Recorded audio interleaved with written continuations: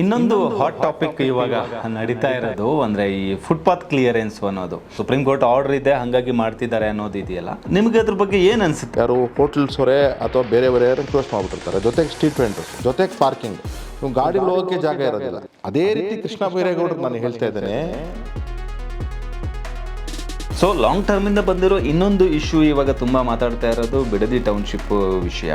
So ಇದು ಎಲ್ಲಿ ಹೋಗಿ ನಿಲ್ಲುತ್ತೆ, ಏನಾಗುತ್ತೆ ಅಂತ ಅನ್ಸುತ್ತೆ ನನಗೆ. ನನ್ನ ಜಮೀನು ಯಾಕೆ ಬಂದು ತಗೊಂತೀರಾ ನೀವು? BMRD ನಿಮ್ಮ ಡೈರೆಕ್ಟರ್ ಇದ್ದಾರೆ, TPM ಅಂತ ಹೇಳ್ತೀರಾ ನೀವು. ಅವ್ರನ್ನ ಕೇಳಿ, DK ಶಿವಕುಮಾರ್ ಸಾಹೇಬ್ರೆ ನೀವು ಕೇಳಿ, ಅವ್ರನ್ನ ಮಾಡಕ್ ಬರ್ತದ ಅಂತ ಹೇಳಿ. ನಿಮಗೇನಾದ್ರೂ ಅಕಸ್ಮಾತ್ ಕೊಂಚಿತ್ತು ಸಹ ಕಾನೂನು ಬಗ್ಗೆ ಗೌರವ ಇದ್ರೆ ಖಂಡಿತವಾಗ್ಲೂ ಹೇಳ್ತಾ ಇದ್ದೀನಿ, ನಿಲ್ಲಿಸ್ಬಿಡಿ ಇದನ್ನ.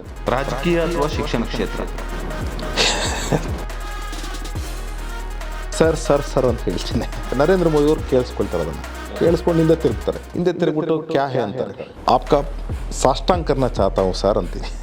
ನಮಸ್ಕಾರ ಮಾಡ್ಬೇಕು, ನೀವು ಸಾಷ್ಟಾಂಗ ಮಾಡಬೇಕು ಅಂತ. ಒಂದ್ಸತಿ SIR ಮಾಡಿಸಿ, ಸರಿ ಹೋಗಿ ವೋಟರ್ ಲಿಸ್ಟ್, ಆಮೇಲೆ ನೀವು ವೋಟ್ ಬ್ಯಾಂಕ್ ಮಾಡಿ ನೀವು ಗೆಲ್ತೀರಾ ನಾವು ಗೆಲ್ತೀರಾ ನೋಡೋಣ.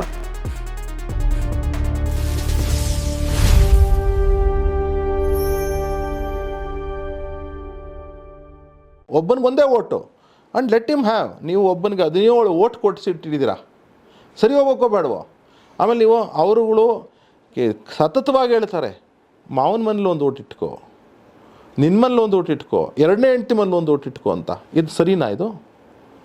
ಇದ್ರ ಬಗ್ಗೆ ನಮ್ಮ ತಕರಾರು ಇರ್ತಕ್ಕಂಥದ್ದು. ನಾವು ಆಪಾದನೆ ಮಾಡೋದು ಕಾಂಗ್ರೆಸ್ ಪಾರ್ಟಿನ, ನೀವು ವೋಟ್ ಬ್ಯಾಂಕ್ನ ಬಿಡಿ, ಒಂದು ಸತಿ SIR ಮಾಡಿಸಿ, ಸರಿ ಹೋಗ್ಲಿ ವೋಟರ್ ಲಿಸ್ಟು, ಆಮೇಲೆ ನೀವು ವೋಟ್ ಬ್ಯಾಂಕ್ ಮಾಡಿ ನೀವು ಗೆಲ್ತೀರಾ ನಾವು ಗೆಲ್ತೀರಾ ನೋಡಿ. ಸರಿ ಹೋಗ್ಬೋದು ಅಂತ ಅನ್ಸುತ್ತೆ ನಮಗೆ. SIR ಪ್ರಕ್ರಿಯೆ ಸರಿ ಹೋಗುತ್ತೆ ಅಂತಾನೆ ವೆಸ್ಟ್ ಬೆಂಗಾಲು ಮತ್ತು ತಮಿಳುನಾಡಲ್ಲಿ ತೋರಿಸ್ಕೊಟ್ಟಿರೋದು. ಮತ್ತು ಅನೇಕ ರಾಜ್ಯಗಳಲ್ಲಿ ಇನ್ಫ್ಯಾಕ್ಟ್ ಜಾಸ್ತಿ ಡಿಲೀಟ್ ಆಗಿದೆ. ಅಂದ್ರೆ ಎಲೆಕ್ಷನ್ ಕಮಿಷನ್ ಮಾಡ್ತಾ ಇರೋದು. ಹೌದು, ಎಲೆಕ್ಷನ್ ಕಮಿಷನ್ ಅಲ್ಲೂ ಮಾಡಿದೆ, ಅಲ್ಲೂ ಒಂಥರ ಅಂದ್ರೆ ಬಿಜೆಪಿಗೆ ಬೆನಿಫಿಟ್ ಆಗಿದೆ. ಅದು ಬೇರೆ ಬೇರೆ ರೀಸನ್ ಇರ್ಬೋದು. ಬಿಜೆಪಿ ಬೆನಿಫಿಟ್ ಆಗಿದೆ SIR ಇಂದ ಅಂತ ನಾನು ಹೇಳಲ್ಲ. ಯಾಕೆ ಅಂದ್ರೆ ನಿಮಗೆ ಇವತ್ತು ಉತ್ತರ ಪ್ರದೇಶದಲ್ಲಿ 2 ಕೋಟಿ ಲಕ್ಷ ಜನ ಡಿಲೀಟ್ ಆಗಿದ್ದಾರೆ. ನನ್ನ ಹತ್ರ ಡೇಟಾ ಇದೆ. ಗುಜರಾತಲ್ಲಿ ಪರ್ಸೆಂಟೇಜ್ ವೇಸ್ ನೋಡಿದ್ರೆ ಗುಜರಾತಲ್ಲಿ ಮ್ಯಾಕ್ಸಿಮಮ್ ಡಿಲೀಟ್ ಆಗಿದ್ದಾರೆ. ಸೊ ಅದರಿಂದ ಅಲ್ಲಿ ಮುಂಚೆನೂ BJP ಗೆಲ್ತಿತ್ತು, ಈಗಲೂ BJP ಗೆಲ್ಲುತ್ತೆ. ಉತ್ತರ ಪ್ರದೇಶದಲ್ಲಿ ಬರ್ತಿದೆ ಚುನಾವಣೆ, ನೆಕ್ಸ್ಟ್ ಗುಜರಾತಲ್ಲಿ ಬರುತ್ತೆ, ಗೆಲ್ಲುತ್ತೆ. ಆದರೆ SIR ಆಗಬೇಕಾಗಿರೋದು BJP ಗೆಲ್ಲುತ್ತೆ ಅಂತಲ್ಲ. SIR ಆಗಬೇಕಾಗಿರೋದು ವೋಟರ್ ಲಿಸ್ಟ್ ಪರಿಷ್ಕರಣೆ ಆಗಬೇಕು. ಈಗ ಇನ್ನೂ ಒಂದು ಹೇಳ್ತೇನೆ, ನಂದೇ ಎಕ್ಸಾಂಪಲ್ ಹೇಳ್ತಾನೆ. ಓಕೆ, ಇನ್ನೊಂದು ಹಾಟ್ ಟಾಪಿಕ್ ಇವಾಗ ನಡೀತಾ ಇರೋದು ಅಂದರೆ ಈ ಫುಟ್ಪಾತ್ ಕ್ಲಿಯರೆನ್ಸ್ ಅನ್ನೋದು. ಫುಟ್ಪಾತ್ ಕ್ಲಿಯರೆನ್ಸು ಅಂದರೆ ಸುಪ್ರೀಂ ಕೋರ್ಟ್ ಆರ್ಡರ್ ಇದೆ ಹಾಗಾಗಿ ಮಾಡ್ತಿದ್ದಾರೆ ಅನ್ನೋದು ಇದೆಯಲ್ಲ, ನಿಮಗೆ ಅದ್ರ ಬಗ್ಗೆ ಏನು ಅನಿಸುತ್ತೆ? ಅಂದರೆ ನೀವು ಸ್ಪೋಕ್ಸ್ ಪರ್ಸನ್ ಆಗಿ ಅಥವಾ ನಿಮ್ಮ ಪರ್ಸನಲ್ ವ್ಯೂನಲ್ಲಿ ಮಾಡ್ತಾ ಇರೋದು ಸರಿ ಇದೆ ಅಂತ ಅನ್ನಿಸ್ತಿದೆಯಾ, ಅಥವಾ ಅದನ್ನು ಹೆಂಗೆ ಸರಿ ಮಾಡ್ಬೋದು? ಅಂದರೆ ಫಾರ್ ಎಕ್ಸಾಂಪಲ್ ಇವಾಗ ಸಾಲದ ಬಗ್ಗೆ ಮಾತಾಡಿದ್ವಿ. ಸಾಲ ಹಾಗೆ ಆಗುತ್ತೆ ಎಷ್ಟೋ ಸಾರಿ, ಅಂದರೆ ಸಾಲ ಮನ್ನಾ ಮಾಡ್ತೀವಿ ಮತ್ತು ರೈತರು ಸಾಲ ತಗೋತಾರೆ, ಅದು ಸಾಲ ರೋಟೇಟ್ ಆಗ್ತಾನೆ ಇರುತ್ತೆ. ಅಥವಾ ಎಷ್ಟೋ ಜನ ತುಂಬ ದುಡ್ಡಿರೋರಿಗೂ ಸಾಲ ಮನ್ನಾ ಆಗುತ್ತೆ, ಅಥವಾ ಸಾಲ ಮನ್ನಾ ಆಗಿದ್ದ ದುಡ್ಡನ್ನು ಮತ್ತೆ FD ಇಡೋರು ಇದ್ದಾರೆ, ಅಥವಾ ಯಾವ ಬೆಳೆಗೆ ಸಾಲ ಮನ್ನಾ ಆಗಬೇಕು, ಈ ಥರದ್ದೆಲ್ಲ ತುಂಬ ಪ್ರಶ್ನೆಗಳಿದೆ ಸಾಲ ಮನ್ನಾದಲ್ಲಿ. ಅದು ಅಷ್ಟು ಈಸಿ ಸಬ್ಜೆಕ್ಟ್ ಅಂತೂ ಖಂಡಿತ ಅಲ್ಲ. ಸೊ ಫುಟ್ಪಾತಿಗೆ ಬಂದಾಗಲೂ ಕೂಡ ಇವಾಗ ಮೇನ್ ರೋಡ್ಗಳನ್ನು ಕ್ಲಿಯರ್ ಮಾಡ್ತೀವಿ ಅಂತ ಹೇಳಿದ್ರೆ ಅಲ್ಲಿ ಪಕ್ಕದಲ್ಲಿ ಹೋಗಿ ಅಲ್ಲಿ ತುಂಬ್ಕೋತಾರೆ, ಅಥವಾ ಕ್ಲಿಯರ್ ಮಾಡಿದಾಗ ಅವ್ರಿಗೇನೋ ಒಂದು ವ್ಯವಸ್ಥೆ ಮಾಡಿಕೊಡ್ಬೇಕು ಅನ್ನೋ ಥರದ್ದು ಇದೆ. ಒಟ್ಟಾರೆ ನಿಮಗೆ ಅಂದರೆ ಇದ್ರ ಬಗ್ಗೆ ಏನು ಅನಿಸುತ್ತೆ ಇವಾಗ? ಆ್ಯಕ್ಟು ಏನಿದೆ ವೆರಿ ಕ್ಲಿಯರ್ ಆಗಿದೆ. 2013-14 ಆ್ಯಕ್ಟ್ ಬಂತಂಥ ಆ್ಯಕ್ಟು 1 ಮೇ 2014 ಲಾಗು ಆಗಿದೆ. ನೀವು ಏನು ಹೇಳ್ತಾರೆ, ನೀವು ಸ್ಟ್ರೀಟ್ ವೆಂಡಿಂಗ್ ಕಮಿಟೀಸ್ ಮಾಡಬೇಕು. ಆಮೇಲೆ ಸ್ಟ್ರೀಟ್ ವೆಂಡಿಂಗ್ ಅಂದರೆ ಸ್ಟ್ರೀಟ್ ವೆಂಡರ್ಸ್ಗೆ ನೀವು ಐಡೆಂಟಿಫಿಕೇಷನ್ ಕಾರ್ಡ್ಸ್ ಕೊಡಬೇಕು, ಮತ್ತು ಜಿಯೋ ಟ್ಯಾಗಿಂಗ್ ಆಗಬೇಕು, ಮತ್ತು ಯಾವ ರೀತಿಯ ಉದ್ಯೋಗದಲ್ಲಿ ಯಾವ ರೀತಿ ಸ್ಟ್ರೀಟ್ ವೆಂಡಿಂಗ್ ಮಾಡ್ತಾ ಇದ್ದಾರೆ ಅವರು ಅನ್ನೋದನ್ನು ನೀವು ಮಾಡಬೇಕು ಅಂತ ಹೇಳಿ ಆಯಿತು. ಮ್ಯಾಪಿಂಗ್ ಆಗಬೇಕು, ಅಂದರೆ ಮ್ಯಾಪಿಂಗು ಅವ್ರ ಒಂದು 6-7 ಪಾಯಿಂಟ್ ಇದೆ, ತುಂಬ ಚೆನ್ನಾಗಿರ್ತಕ್ಕಂಥದ್ದನ್ನು ಆ್ಯಕ್ಟ್ ಮಾಡಿದ್ರು. ತುಂಬ ಸ್ವಾಗತಾರ್ಹ. ಅದು 2010ರಲ್ಲಿ ಸುಪ್ರೀಂ ಕೋರ್ಟ್ ಆದೇಶದ ಮೇಲೆ ಆದಂಥ ಆ್ಯಕ್ಟ್ ಅದು. ಸುಪ್ರೀಂ ಕೋರ್ಟಲ್ಲಿ ಸೇಮ್ ಅದೇ ಇದೇ ರೀತಿ ಒಂದು ಗಲಾಟೆ ಆಯಿತು, ಒಂದು ಎಲ್ಲ ಅವ್ರು ಕೋರ್ಟ್ಗೆ ಹೋದಾಗ ಅವರೆಲ್ಲ ಫಾರ್ಮುಲಾಸ್ ಕೊಟ್ಟು ಆ್ಯಕ್ಟ್ ಆಯಿತು. ಇಡೀ ದೇಶದಲ್ಲಿ ಇರೆಸ್ಪೆಕ್ಟಿವ್ ಆಫ್ ಗೌರ್ನಮೆಂಟ್ಸು 4 ಮುನ್ಸಿಪಾಲಿಟಿನಲ್ಲಿ ಈ ಆ್ಯಕ್ಟ್ನ ಫಾಲೋ ಮಾಡಿದ್ರು.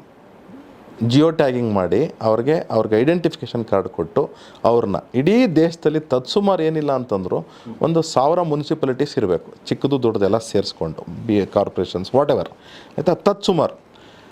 ನೀವು ಇವತ್ತು ಜಿಯೋ ಟ್ಯಾಗಿಂಗ್ ಆಗದೆ ನೀವು ಅವ್ರನ್ನ ಅಥವಾ ಅವ್ರಿಗೆ ಒಂದು ರೀತಿಯಲ್ಲಿ ನೀವು ವ್ಯವಸ್ಥೆ ಪರ್ಯಾಯ ವ್ಯವಸ್ಥೆ, ಅವ್ರಿಗೆ ಏನು ಹೇಳ್ತಾರೆ ಆ್ಯಕ್ಟಲ್ಲಿ ಏನು ಹೇಳ್ತಾರೆ, ಪರ್ಯಾಯ ವ್ಯವಸ್ಥೆ ಮಾಡಿ. ನೀವು ಒಂದು ಕಡೆಯಿಂದ ಕ್ಲಿಯರ್ ಮಾಡಿಸಿದ್ರೆ ಪರ್ಯಾಯ ವ್ಯವಸ್ಥೆ ಮಾಡಿ, ಮಿನಿಮಮ್ 30 ದಿನದ ನೋಟಿಸ್ ಕೊಡಿ. 45 ದಿವಸ ಕೊಡಬೇಕು, 30 ದಿವಸದಾದರೂ ನೋಟಿಸ್ ಕೊಡಿ ಅಂತ ಹೇಳ್ತಾರೆ. ಕ್ಲಿಯರ್ ಆಗಿದೆ. ಇವತ್ತು ನಾನು ಅದಕ್ಕೆ ಒಂದು ಸೊಲ್ಯೂಷನ್ ಬರ್ತೇನೆ. ನಾನೊಬ್ಬ ಆರ್ಕಿಟೆಕ್ಚರಲ್ ಅಕಾಡೆಮಿಷಿಯನ್ ಆಗಿದ್ದಾಗ ಒಂದು ಕಾಲೇಜಲ್ಲಿ ಪಾಠ ಮಾಡ್ತಿದ್ದಾಗ 8ನೇ ಸೆಮಿಸ್ಟರ್ ಪಾಠ ಮಾಡ್ತಿದ್ವಿ. ಆಗ ಪ್ಲಾನಿಂಗ್ ಅಂತ ಒಂದು ಸಬ್ಜೆಕ್ಟ್ ಇದೆ. ನಾನು ವಿದ್ಯಾರ್ಥಿಗಳನ್ನ ಕರ್ಕೊಂಡು ಮಲ್ಲೇಶ್ವರಂ ನಮ್ಮ ಮಾರ್ಕೆಟ್ ಅಲ್ಲಿ ಹೋದಾಗ ಅಲ್ಲಿ ನಿಮಗೆ ಗೊತ್ತಿದೆ ಹ್ಯೂಮನ್ನು ಮತ್ತು ವೆಹಿಕಲ್ ಮತ್ತು ಪೆಡಿಸ್ಟ್ರನ್ ಕಾನ್ಫ್ಲಿಕ್ಟ್ ತುಂಬ ಜಾಸ್ತಿ ಇದೆ ಅಲ್ಲಿ. ಅದಕ್ಕೆ ಸೊಲ್ಯೂಷನ್ ಏನು? ನೀವು ಅಲ್ಲಿ ಫ್ಲೈಓವರ್ ಹಾಕೋಕ್ಕಾಗಲ್ಲ. ಯಾಕೆ ಅಂದರೆ ದೊಡ್ಡ ದೊಡ್ಡ ಗಿಡಗಳಿವೆ, ಫ್ಲೈಓವರ್ ಮಾಡೋಕ್ಕಲ್ಲ. ಬಿಲ್ಡಿಂಗಲ್ಲಿ ಚಿಕ್ಕದಿದೆ, ಅದರಿಂದ ಮಾಡೋಕ್ಕಲ್ಲ. ಅಂಡರ್ ಪಾಸು ಮಾಡೋಕ್ಕಾಗಲ್ಲ, ಬಿಕಾಸ್ ಸಮಸ್ಯೆಗಳು. ಸೊಲ್ಯೂಷನ್ ಏನು ಬಂತು ಅಂದರೆ ನಾವೊಂದು ಸ್ಕೈ ವಾಕ್ ಮಾಡಿಬಿಡೋದು. ಸಂಪಿಗೆ ಥಿಯೇಟ್ರಿಂದ ಹಿಡ್ಕೊಂಡು ನಾವು 18th ಕ್ರಾಸ್ವರೆಗೂ ಸ್ಕೈ ವಾಕ್ ಮಾಡಿಬಿಡೋದು. ಸ್ಕೈ ವಾಕ್ನಲ್ಲಿ ಎಷ್ಟು ಜನ ಸ್ಟ್ರೀಟ್ ವೆಂಡರ್ಸ್ ಇದ್ದಾರೋ ಅವ್ರನ್ನೆಲ್ಲ ತೆಗೆದುಕೊಂಡು ಅಕಾಮಿಡೇಟ್ ಮಾಡಿಬಿಡೋದು. ಇಲ್ಲೊಂದು ಎಸ್ಕಿಲೇಟ್ರು, ಮಧ್ಯದಲ್ಲಿ ಒಂದು 3-4 ಎಸ್ಕಿಲೇಟ್ರು, ಪ್ಲಸ್ ಆ ಕಡೆಗೆ ಒಂದು ಎಸ್ಕಿಲೇಟ್ರ್ ಹಾಕ್ಬಿಡೋದು. ಆದರೆ ಬಿಲ್ಡಿಂಗ್ ಯಾರಾದರೂ ಆ್ಯಕ್ಸಸ್ ಬೇಕು ಅಂದರೆ ಅವರಿಂದ ನೀವು ಟ್ಯಾಕ್ಸ್ ಕಲೆಕ್ಟ್ ಮಾಡಿ, ತೊಂದರೆ ಇಲ್ಲ, ನೋ ಪ್ರಾಬ್ಲಮ್. ಅವ್ರನ್ನೂ ಸೇರಿಸ್ಕೊಂಡು ಸ್ಟ್ರೀಟ್ ವೆಂಡರ್ಸ್ ಸೇರಿಸ್ಕೊಂಡು road for pedestrian will be on the top, street vending will be on the top. ಜನನೂ ನಡೆಯೋಕ್ಕೆ ಆಸಕ್ತಿ ಪಡ್ತಾರೆ. ನೀವು ಡೇ ಟೈಮಲ್ಲಿ ಓಪನ್ ಮಾಡಿ, ಅರ್ಲಿ ಮಾರ್ನಿಂಗ್ ನೀವು ಓಪನ್ ಮಾಡಿ, ವಾಕಿಂಗ್ ಸ್ಟ್ರೀಟ್ ಆಗುತ್ತೆ ಅದು. ನೀವು ಕೆಳಗಡೆ ವೆಹಿಕಲ್ಸ್ ಮಾತ್ರ ಬಿಡಿ, ಆಲ್ಟರ್ನೇಟಿವ್ ಆಯಿತಾ? ಸೇಮ್ ಥಿಂಗ್ ನಮ್ಮ ಮಡಿವಾಳಕ್ಕೆ ಬನ್ನಿ, ನಾನು ಇರ್ತಕ್ಕಂತಹ ಏರಿಯಾದಲ್ಲಿ ಬನ್ನಿ ನೀವು. ಈಗ ಅಲ್ಲೇನೆಂದರೆ ಫೋರಮ್ ಮಾಲ್ ಹತ್ರ ಒಂದು ಸ್ಕೈ ವಾಕ್ ಇದೆ. ತದನಂತರದಲ್ಲಿ ನಿಮಗೆ ನಮ್ಮ ಇದ್ರ ಹತ್ರ ಯಾವುದಪ್ಪ ಚೆಕ್ ಪೋಸ್ಟ್ ಹತ್ರ ಸ್ಕೈ ವಾಕ್ಸು, ಅದು ಮಲ್ಟಿಪಲ್ ಇದರಲ್ಲಿ ಇದೆ. ತದನಂತರ ನಿಮ್ಗೆ ಸೆಂಟ್ ಜಾನ್ಸ್ ಹತ್ರ ಒಂದು ಸ್ಕೈ ವಾಕ್ ಇದೆ. ಅದಾದಮೇಲೆ ನಿಮಗೆ ಆ್ಯಕ್ಚುಲ್ ಬೇಕಾಗಿರೋ ಸ್ಕೈ ವಾಕ್ ಅಲ್ಲಿ ಅಂದರೆ ಮಡಿವಾಳ, ಈ ಕೇರಳ ಮತ್ತು ತಮಿಳುನಾಡಿಗೆ ಹೋಗ್ತಕ್ಕಂಥ ಬಸ್ಸುಗಳೇನು ನಿಲ್ಲಿಸ್ತಾರೆ ಅಲ್ಲಿ, ಆಯಿತಾ, ಅಯ್ಯಪ್ಪ ಸ್ವಾಮಿ ಟೆಂಪಲ್ವರೆಗೂ ನಿಮಗೆ ಫುಲ್ ಸೇಮ್ ಪೆಡಿಸ್ಟ್ರನ್ ವೆಹಿಕಲ್ ಕಾನ್ಫ್ಲಿಕ್ಟು ತುಂಬ ಜಾಸ್ತಿ ಇರ್ತಕ್ಕಂಥ ಜಾಗ. ನೀವು ಅಕಸ್ಮಾತ್ ಫೋರಮ್ ಮಾಲಿಂದ ಹಿಡ್ಕೊಂಡು ನಮ್ಮ ಅಯ್ಯಪ್ಪ ಸ್ವಾಮಿ ಟೆಂಪಲ್ವರೆಗೂ ಒಂದು ಸ್ಕೈ ಡೆಕ್ ಮಾಡಿಬಿಟ್ಟು ಆ ಫುಲ್ಲು ಎಲ್ಲೆಲ್ಲಿ ಎಕ್ಸಿಟ್ ಎಲ್ಲೆಲ್ಲಿ ಎಂಟ್ರಿ ಕೊಟ್ಬಿಟ್ಟು ಎಷ್ಟು ಜನ ಸ್ಟ್ರೀಟ್ ವೆಂಡರ್ಸ್ ಇದ್ದಾರೆ, ಕೋರಮಂಗಲ, ಮಡಿವಾಳ, ನಮ್ಮ ಮಾರುತಿ ನಗರ್ ಮೇನ್ ರೋಡ್ ಎಲ್ಲ ತೊಗೊಂಡೋಗಲ್ಲ ಇಟ್ಬಿಟ್ರೆ, ಸ್ಟ್ರೀಟ್ ವಾಕಿಂಗ್ ಮಾಡಿ. ಅಲ್ಲಿ ಬೆಳಗ್ಗೆ ಹೊತ್ತು ಅರ್ಲಿ ಮಾರ್ನಿಂಗ್ ವಾಕಿಂಗ್ ಮಾಡಿ, ನೀವು ಓಪನ್ ಮಾಡಿ ಇಡಿ, ಎಸ್ಕಿಲೇಟರ್ಸ್ ಹಾಕಿ, ಆಗ ಇನ್ಕಮು ಬರುತ್ತೆ. ಸೊ ಪರ್ಯಾಯವಾಗಿ ಏನೋ ಮಾಡಬೇಕು. ಸುಪ್ರೀಂ ಕೋರ್ಟ್ ಆರ್ಡ್ರು 2010 ಸ್ಟ್ರೀಟ್ ವೆಂಡರ್ಸ್ನ ಪ್ರೊಟೆಕ್ಟ್ ಮಾಡಬೇಕು ಅಂತ ಬಂತು.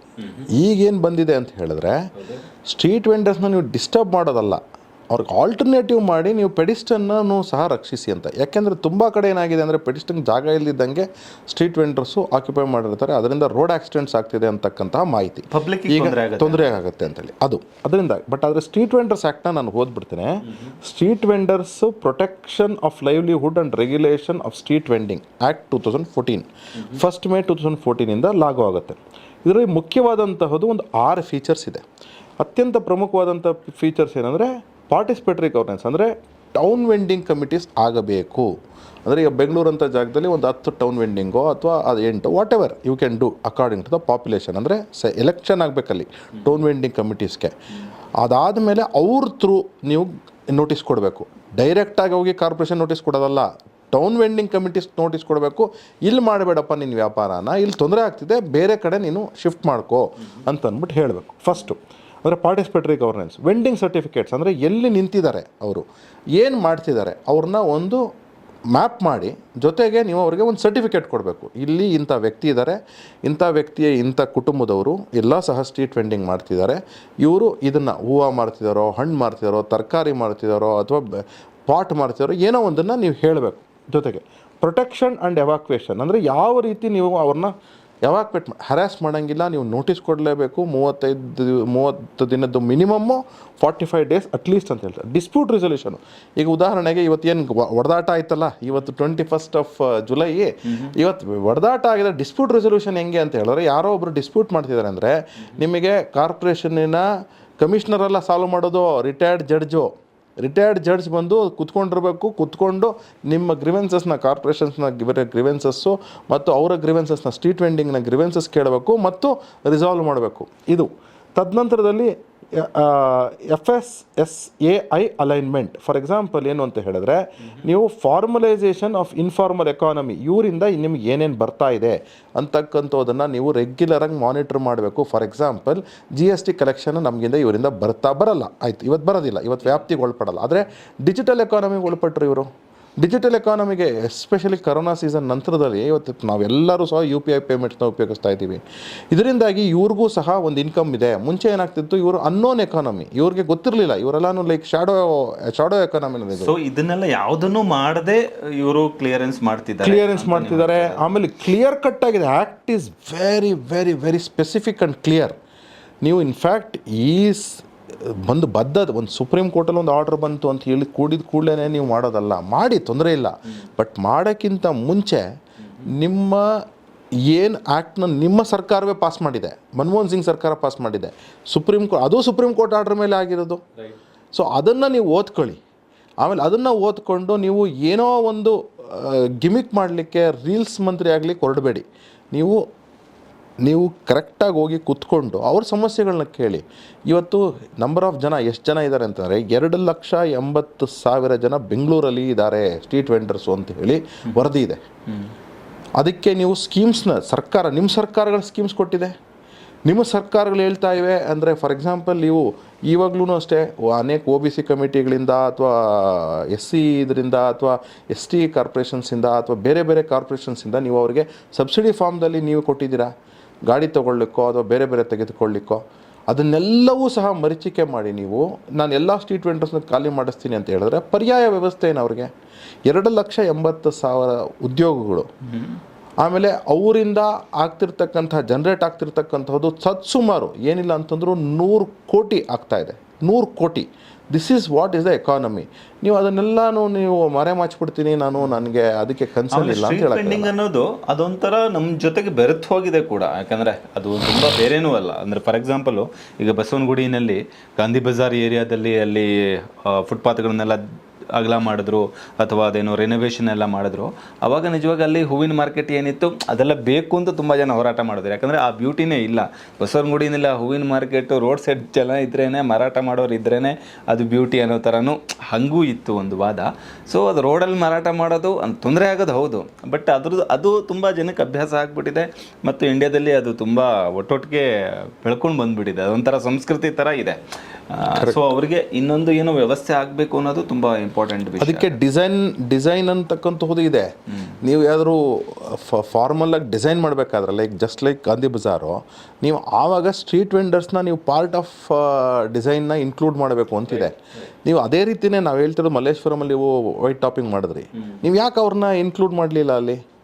ನಿಮಗೆ ಗೊತ್ತು, ಅನೇಕ ವರ್ಷಗಳಿಂದ ಸ್ಟ್ರೀಟ್ ವೆಂಡರ್ ಇವತ್ತು ಸ್ಟ್ರೀಟ್ ವೆಂಡರ್ ಆಗಿರೋ ನಾಳೆ ಸ್ಟ್ರೀಟ್ ವೆಂಡರ್ ಆಗಿರ್ತಾನೆ ಅಂತ ಏನಿಲ್ಲ. ಅವ್ನ ಮಕ್ಕಳು ಅದಕ್ಕೂ ಬೇರೆ ಉದ್ಯೋಗಕ್ಕೆ ಹೋಗ್ಬೋದು ಅಥವಾ ಬೇರೆ ಏನೋ ಆಕ್ಯುಪೇಷನ್ ಶಿಫ್ಟ್ ಮಾಡ್ಕೊಬೋದು, ಒಂದು ವಿಚಾರ. ಹೊಸಬನ್ನು ಯಾವನೋ ಬರ್ತಾನೆ, ನೀವು ಹೊಸಬ ಬಂದಾಗ ನೀವು ಅವ್ನು ಇಂಡಿಯನ್ ಸಿಟಿಸನ್ನ ಫಸ್ಟ್ ನೋಡಿ. ಇಂಡಿಯನ್ ಸಿಟಿಸನ್ ಆದರೆ ಅವ್ನಿಗೆ ಹೇಗೆ ನಾವು ಅಕಾಮಿಡೇಟ್ ಮಾಡೋದು ಅನ್ನೋದು ನೋಡಿ.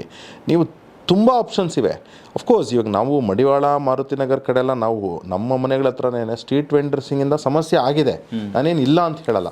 ಫಾರ್ ಎಕ್ಸಾಂಪಲ್ ಈಗ ಏನಂತ ಹೇಳಿದ್ರೆ, ಗಾಡಿಗಳಲ್ಲಿ ಹೋಗೋಕ್ಕಾಗಲ್ಲ ನಾವು. ಎಲ್ಲ ಆ ಕಡೆ ಈ ಕಡೆ ಎಲ್ಲ ಅವರೇ ಎನ್ಕ್ರೋಚ್ ಮಾಡಿರ್ತಾರೆ. ಯಾರು ಹೋಟೆಲ್ಸವರೇ ಅಥವಾ ಬೇರೆ ಎನ್ಕ್ರೋಚ್ ಮಾಡಿಬಿಟ್ಟಿರ್ತಾರೆ. ಜೊತೆಗೆ ಸ್ಟ್ರೀಟ್ ವೆಂಡರ್ಸು, ಜೊತೆಗೆ ಪಾರ್ಕಿಂಗು. ನೀವು ಗಾಡಿಗಳು ಹೋಗೋಕ್ಕೆ ಜಾಗ ಇರೋದಿಲ್ಲ.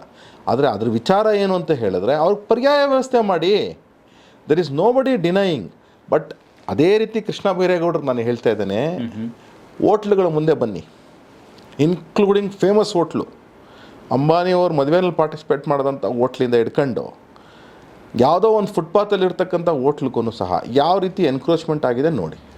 ಅಂಗಡಿ ಇರುತ್ತೆ, ಅಂಗಡಿ ಆದಮೇಲೆ ಫುಟ್ಪಾತಲ್ಲಿ ಇವರ ವಹಿವಾಟುಗಳನ್ನು, ಚೇರ್ಗಳನ್ನು ಹಾಕಿರ್ತಕ್ಕಂಥದ್ದು ಎಷ್ಟಿದೆ, ಇದನ್ನೆಲ್ಲ ಸಹ ಗಮನಿಸಬೇಕು. ಅವ್ರನ್ನ ಖಾಲಿ ಮಾಡಿಸಿ.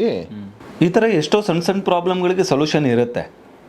ಅದನ್ನು ಹೆಂಗೆ ಅಂದರೆ ಒಂದು ವಿರೋಧ ಪಕ್ಷವಾಗಿ ಗೌರ್ಮೆಂಟಿಗೆ ತಲುಪಿಸ್ಬೋದು ಅಂತ ಅನ್ಸುತ್ತೆ ಸರ್. ಅಂದರೆ ಫಾರ್ ಎಕ್ಸಾಂಪಲು ಇವಾಗ ಯಾರೋ ಒಂದು ಸೋಷಿಯಲ್ ಮೀಡಿಯಾದಲ್ಲಿ ಒಂದು ಹಾಕ್ತಾರೆ ಅಥವಾ ಯಾವುದೋ ಒಂದು ಪೇಪರಲ್ಲಿ ಬರುತ್ತೆ, ಅದನ್ನು ನೋಡಿ ಯಾರೋ ಮಂತ್ರಿಗಳು ಹಿಂಗೆ ಮಾಡಿದ್ರು ಅಥವಾ MLA ಹಿಂಗೆ ಮಾಡಿದ್ರು ಅಂತ ಎಷ್ಟೋ ಸರಿ ನಾವು ನೋಡ್ತಾ ಇರ್ತೀವಿ.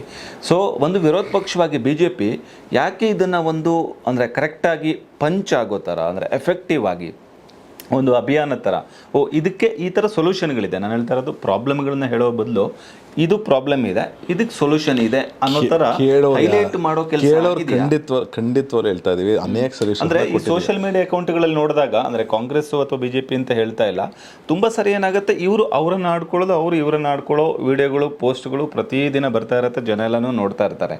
ಅದ್ರ ಬದಲು ಇಲ್ಲಿ ಈ ಪ್ರಾಬ್ಲಮ್ ಇದೆ, ಇದು ನಾವು ಸೊಲ್ಯೂಷನ್ಸ್ ಹೇಳ್ತೀವಿ, ಅಥವಾ ಸೊಲ್ಯೂಷನ್ ಪ್ರಿಯಾರಿಟಿ ನಂಬರ್ 1, 2 ಅಥವಾ ಸೊಲ್ಯೂಷನ್ ನಂಬರ್ 1, 2, 3 ಈ ಥರ ಒಂದು ಲಿಸ್ಟ್ ಮಾಡಿ ಹಾಕಿ, ಅದು ಆಗದೇ ಇದ್ದಾಗ ಕೇಳೋ ರೈಟ್ಸ್ ಅಂತೂ ಇರುತ್ತೆ. ಅಂದರೆ ಇವಾಗ ಪೇಪರ್ಗಳಲ್ಲಿ ಮೊದಲು ಹಿಂಗಿತ್ತು, ನಮ್ಮ ಪೇಪರಲ್ಲಿ ಪ್ರಿಂಟ್ ಮಾಡಿದ್ಮೇಲೆ ನೋಡಿ ಈ ಥರ ಕ್ಲಿಯರ್ ಆಯಿತು ಅಂತ ಹೇಳ್ತಿರ್ತಾರೆ. ಸೊ ಅದನ್ನೇ ಇನ್ನೊಂದು ಲೆವೆಲ್ಗೆ ತಗೊಂಡು ಹೋಗಿ, ಅಂದರೆ ವಿರೋಧ ಪಕ್ಷ ಕೆಲಸ ಮಾಡ್ಬೋದು. ನಮಗೆ ಖಂಡಿತವಾಗ್ಲೂ ಕ್ರೆಡಿಟು ಬೇಡ. ಫಾರ್ ಎಕ್ಸಾಂಪಲ್ ನಾವು ಒಂದು ಸೊಲ್ಯೂಷನ್ನು ತುಂಬ ಚೆನ್ನಾಗಿರೋಂಥ ಸೊಲ್ಯೂಷನ್ನು, ಈ ಅಕ್ಕಿ ಭಾಗ್ಯ ಅಂತ ಏನು ಕೊಡ್ತೀವಿ ಅಂತ ಹೇಳಿದ್ರು ಸಿದ್ದರಾಮಯ್ಯನವರು, 10 kg ಕೊಡ್ತೀನಿ ಅಕ್ಕಿ ಅಂತ ಹೇಳಿದ್ರು.